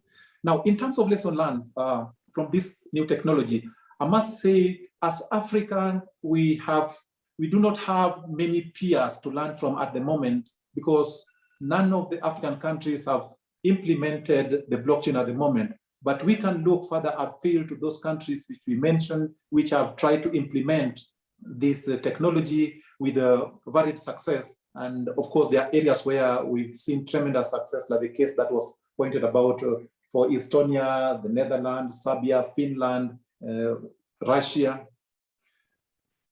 Now, what we can take away, or what I can take away from all this, is that there are a few areas, critical points that we perhaps need to have at the bottom or at the back of our mind when looking at some of the emerging lessons from these countries which have implemented the technology. And one area that has been talked about is the legal and regulatory framework. Our current legislation perhaps are not up to standard to accommodate this new technology which is coming on board. So we have to look at the legislations that we currently have, the regulatory processes that we have within our tax administration, and see whether they are fit for purpose as we anticipate taking up this technology. And this technology, because it involves a number of stakeholders, the issue of governance becomes very, very paramount. The governance arrangement of the parties involved need to be structured in such a way that it does not compromise the operation of the platform. And linked to that is the identification of the participant.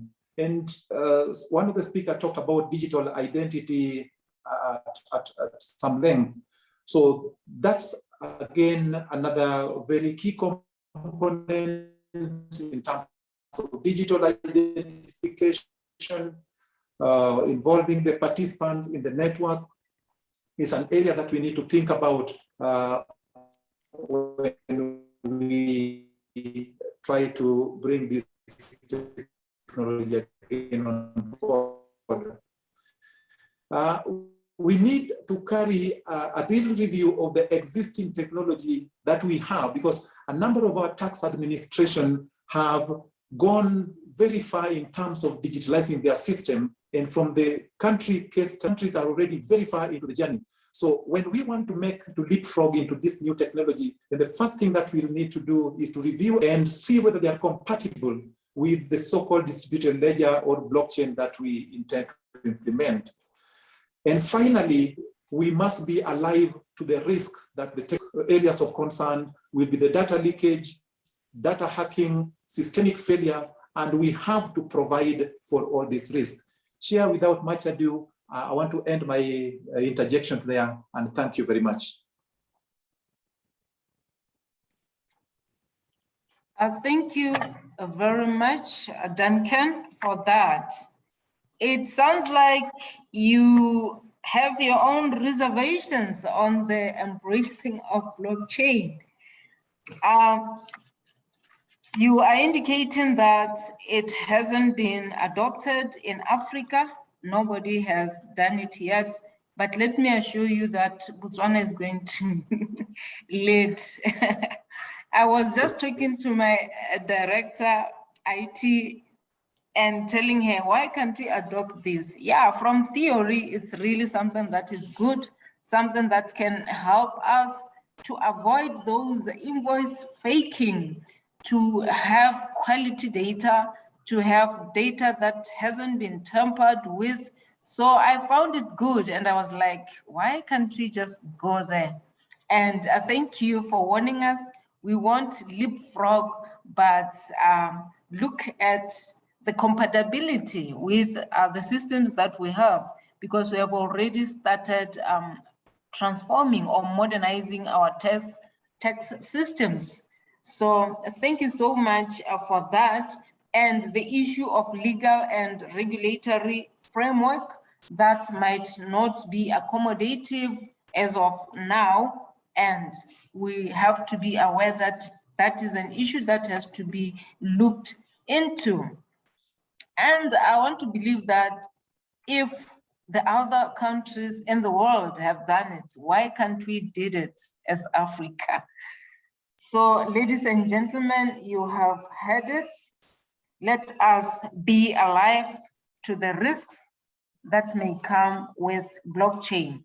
But in total, we have heard of the transparency that it brings, Yes, it might be costly, but it's an investment worth taking, and we'll have to take care of these other issues when we consider adopting blockchain.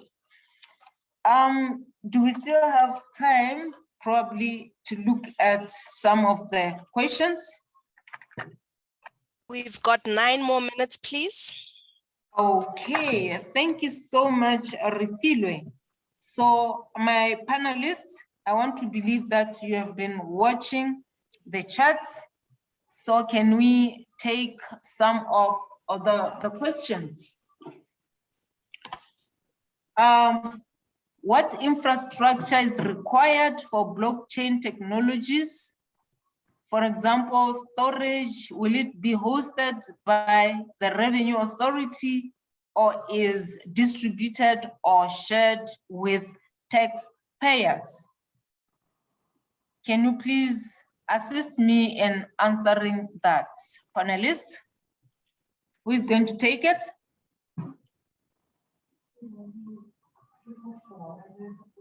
Prof.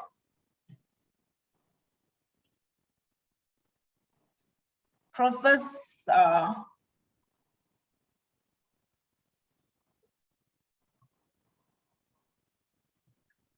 Seems like the professor is not I've just come back. I was just cut off on the internet. You know, it's sometimes even in Europe you have internet problems. That's what you do. Look, I just want to pick up. In fact, there's quite a few questions. The one that did strike me that's important to address is the question of, well, you know, does blockchain eliminate invoice fraud? No, it doesn't. Yes. What blockchain does, in fact, in the VAT area, it enables you to quicker identify the fraud and therefore to take quicker action. Yes, that's important. Another set of questions I think that came up, well, maybe there's a little bit of confusion. There are 2 types of blockchains. There's what is called permissive blockchain, where a group of governments or a group of governments and business set up a blockchain that is just for that group. Yeah. And I think that's the way that the tax community is moving. Yes, permissive blockchain. The other is open blockchain, like you have with Bitcoin, which, you know, is basically anybody can join without that. And the third comment I would make in response to some of the questions. I could see that some commissioners were very concerned with what Mr. Butler was saying about confidentiality, yes? But the blockchain doesn't enable you to actually maintain the confidentiality of information, but to ensure that tax administrations have access to the information they need, yeah? This is what they call a concept of zero proof knowledge, yeah? So I think one can, you know, confidentiality does not necessarily mean that tax administrations can't get access to the information, yeah. And the other comment I think is the governance rules that surround blockchain. You know, frankly, that can't be provided by the private sector. That has to be provided by the governments themselves. So, yeah, and I would just make a general comment I think in response to some of the questions on the chat. Yeah, blockchain is not a panacea. Yeah. As one of my colleagues, fellow speakers said, it's always used in combination with AI or machine learning or big data. Yeah. And I think if I were an African administration, I would be cautious in moving forward, but I would want to know, in fact, where blockchain could actually represent a good solution to my problems. Thank you, Madam Chair. Oh, thank you very much, Professor. And Sam, taxpayers often have issues. Can you just talk to that one quickly? Yeah, taxpayers have issues about keeping document. You go there and during an audit, you find they have said, we don't have this document. Once again, as Professor said, blockchain is a long journey today. I cannot say that it will be a solution to be a solution in a long run, because first of all, the taxpayer needs also to be digitally ready. So those documents need to be ready digitally, signed and kept digitally. So it's not a solution in a short term, but maybe in a long term. Yeah. Yes, thank you. And any other question that we can take? And I wonder if the participants have got you loud and clear. If I may ask this question to you, my panelists, how do you believe that tax administration can embrace blockchain to improve tax compliance and help close the tax collection gap? That is the key question that I want to be addressed during this discussion. I think I would give a short answer. Significantly, it has the potential to reduce the tax gap. It will take time. We're not quite there yet, but actually getting tax administrations to understand what the technology can do in terms of fighting tax crimes, and also in terms of fighting illicit financial flows. Just think of it, if you had a blockchain-based digital registers of beneficial owners, yes, which were the politically exposed persons in African countries that had their funds offshore, yeah? So that's a big change. So I think it's there are definitely areas where you actually can see blockchain could really be a big plus. Yeah, absolutely. And I think the points, to reiterate the points you've been saying, Commissioner, blockchain on its own it will not solve the tax gap. It's a means to an end. It's a tool which will be used in conjunction with others to enable the organization to actually better its services and its facilitation to the taxpayers and traders. With the example, what we're seeing, and it's another area we're working quite closely, is the excise management of illicit financial flows. Blockchain there has definitely opened the door to authentication and a few other examples I read. I think in the auditorium I was visiting, one of I think the Uganda Revenue Authority, they've got a very good traceability solution that they've implemented, and that's just one of the means in which it can be. And customs as well is one area that it can look. Wherever you have different parties submitting information and you want it to be verified and validated, if there's any question about the data that is being submitted by one party that needs to be validated by another, blockchain provides an opportunity to bridge the gap. It provides opportunity for the data to be more available, for the data to be more to be accessed quicker, to see if there's any breach, to make sure that there's integrity in the data, and it just provides that change. So I think, reading some of the questions as well, this shouldn't be seen as a replacement of a database. That's not what blockchain is. It's not a replacement of a database.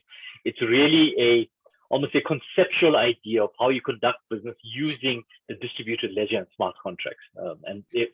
I hope we simplified that to an extent today to allow commissioners and different stakeholders to actually maybe understand it and take it to the next step. Okay, thank you very much. And I want to believe that my colleagues from Zambia are listening to this, because yesterday they were indicating that sooner or later they will be going the blockchain way. And thank you for indicating that it is not an end in itself, but a means to an end. And you have indicated that it can be used together with other systems, because the other question I had was, how would this blockchain technology be integrated to other existing tax administration, ICT infrastructure, or systems?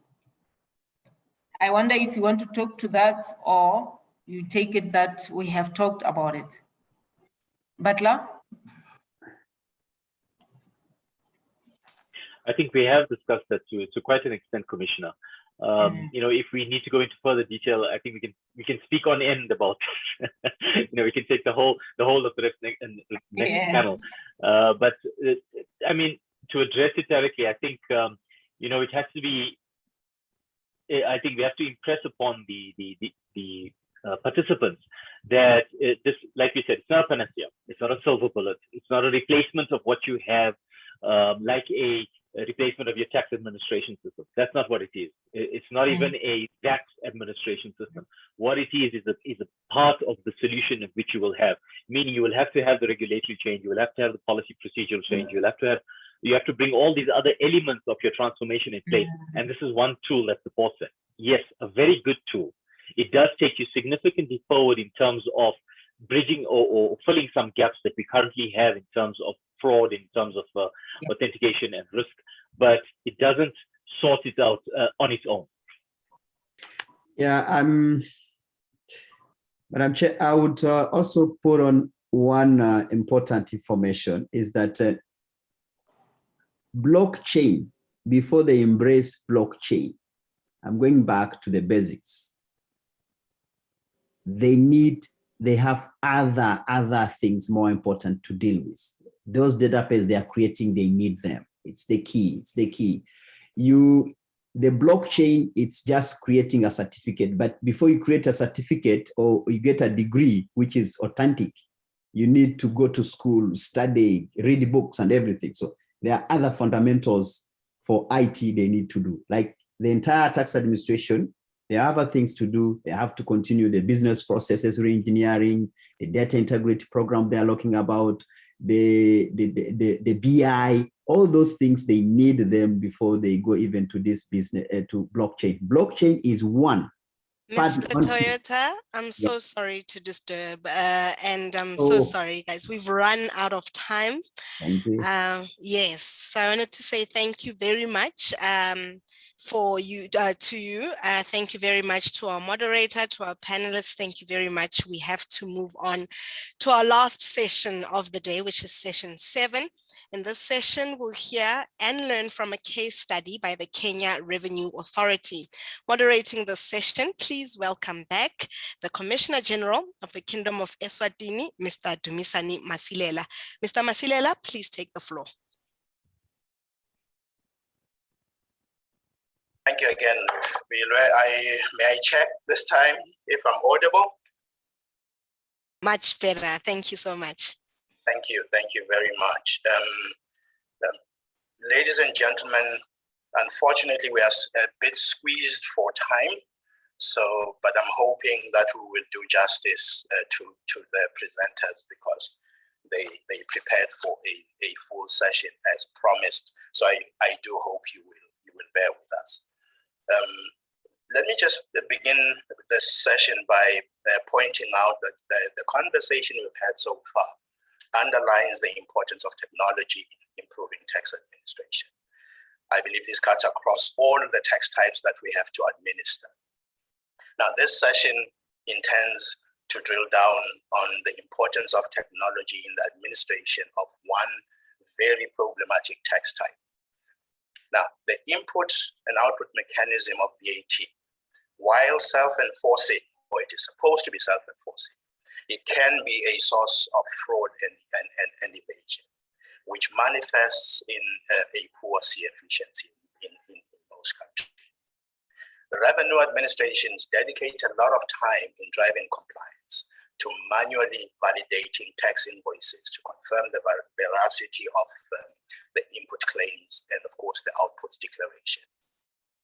This critical compliance and enforcement aspect has, in some jurisdictions, been made more efficient by the use of technology to confirm the veracity of the claims being made, mainly through the matching of invoices.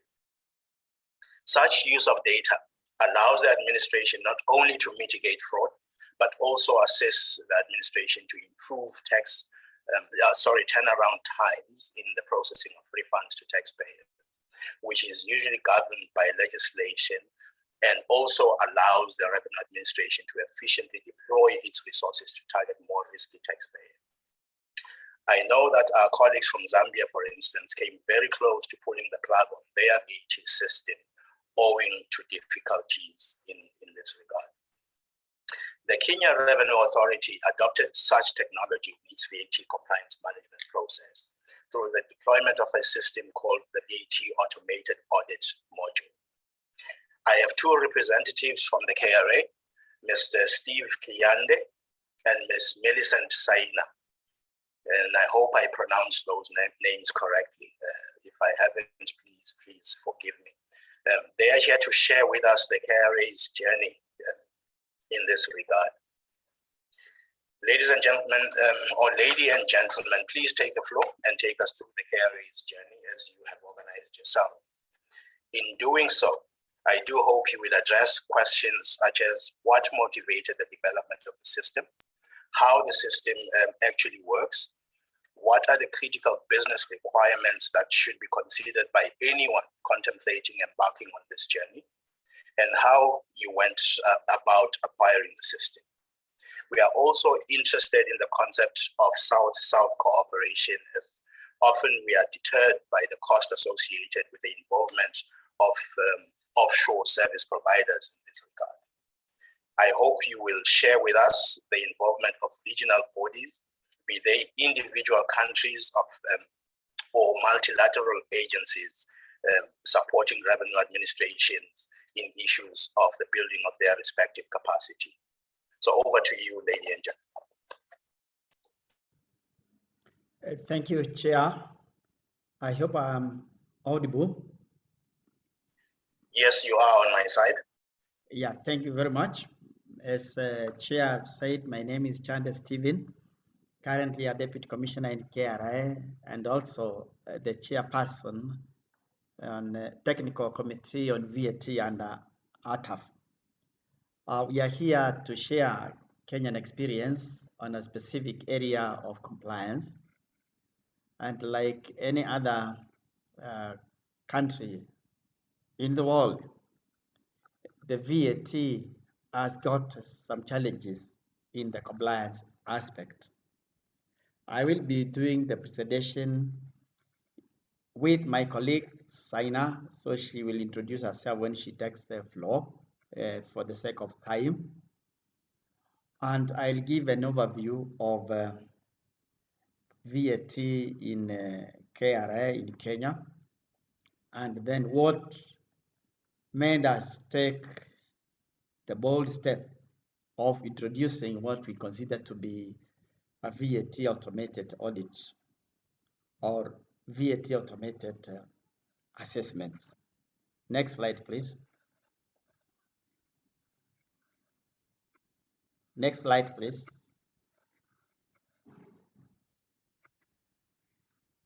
Thank you. Yeah, our discussion will be under the following. I'll give an overview on VAT in Kenya briefly. And then we will dwell more on the taxpayer journey. And this is where the compliance aspect has come in. Then the VAT compliance under the automated solutions. Then we'll bring in the lessons learned in line with trying to answer the questions raised by the chairperson. And we'll also give a way forward. Next slide. Yes, in Kenya, VAT was introduced in the year 1990, of course, to replace what was there as sales tax. But this has undergone appeals and amendments, and currently we are dealing with the VAT Act 2013. I know there has been very many changes since 1990, because lucky enough, I was still part of that in 1990. So having said that, as a general principle, VAT is charged on goods and services, taxable goods and services, which are made and provided in Kenya. And also in Kenya, VAT is charged on importation of goods and services which are taxable. Then in Kenya, it is not everybody who will charge the VAT. And this is a general principle in the world on VAT, that for you to charge, collect, and account for VAT, you are supposed to be registered. So in Kenya, the registration is done, and there's a threshold of 5 million Kenya shillings, which is equivalent to roughly $50 million per year. And in Kenya, currently, the registration is done online. It is electronically done. We don't have any manual registration. Then once an individual or a corporation is registered, that particular is under a duty under the law to charge, collect, and account for the VAT which is charged. Why I'm saying they have to account for it. You don't pay what you have collected. The law gives the right to the taxpayer to offset against the output tax, the deductible input tax which is incurred in the course of generating that output tax. Next slide, please. So in the spirit of simplifying the system, Kenya has only 3 tax rates. I know in 1990 we had about over 70 tax rates, but over time, to ensure that now in the spirit of simplifying the systems, we have only 3 rates. One is 0 rate, then 2, we've got 8%, and this is specifically to a certain sector, petroleum products, and this was introduced last year. Then the third one is our general rate is 16%, not 14. Sorry for that. We have got 16% as general rate in Kenya. Next slide, please. So I want to say something about the tax point before we go to the solution that we are addressing. And the tax point is the period or a time when tax is due and payable to the commissioner, and there are 4 important aspects. One is when goods and services are supplied, or, and I'm using the word or specifically, or when an invoice is issued in respect of a taxable supply, or when a part or full payment is made in relation to the specific taxable supply, and fourthly, when a certificate is issued by an architect or a consultant for a service, whichever is earliest. So if a payment is received, and I want to get a good example in a construction industry, when facilitation fees is paid to a contractor and the service is not yet supplied, at that point, the commissioner will expect the contractor to account for the VAT thereof. Next slide. When the tax is collected, the taxpayers are under a duty to file returns on the 20th of every month following the transaction period. And in Kenya, it is important to underline this. The returns are electronically filed. We don't have any manual return filed in Kenya. Of course, for today, I'm addressing VAT, and we have other tax heads. So even the system we are talking about, it is just an extract of the tax system in Kenya. So the registered persons who find that they do not have any VAT to pay in a month, they will be required to file a nil return. And it is important to note this. A nil return will be in a situation where a taxpayer does not have any purchase and does not make any sale within that tax period. And the tax period in Kenya is 1 month.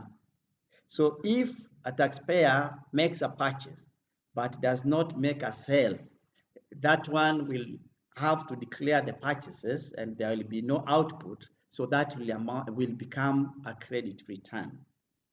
So after filing of the return, which is done via the system, which is iTax, the taxpayer will generate through the system an e-slip, which is used for the payment of this tax through appointed banks or those authorized ones to pay through the central bank. It is worth noting, if a taxpayer fails to file the return on time, there is a penalty of 10,000 shillings, and there is also a 2% interest charged on compound basis for any outstanding amount unpaid. Next slide, please. So now to answer the question, like any other tax administration, compliance is an important aspect.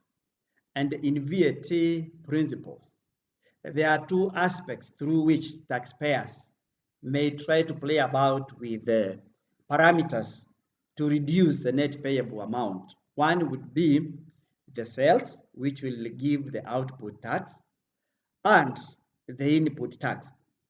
If you were to declare the sales and the output tax thereof, it will affect the net payable to the commissioner. You may declare the correct sales and output tax, then you inflate the input tax. That will also have the same effect of reducing the net payable to the commissioner. And there is a concept of missing trader, and this is a very common phenomenon. And the Technical Committee on VAT for Africa, that's an area we are working on a missing trader to see if we can get a solution for the same. Kenya has gone ahead to deal with that aspect. At one time, Kenya actually had to create a dedicated team to deal with the missing trader concept. But it was very difficult without an automated system to get the data. As we started in the first session, the importance of data and third-party information. So we created a system or a module within our system on VAT, which cross-matches the purchases which are used by taxpayers to claim input tax and the declarations by the suppliers thereof.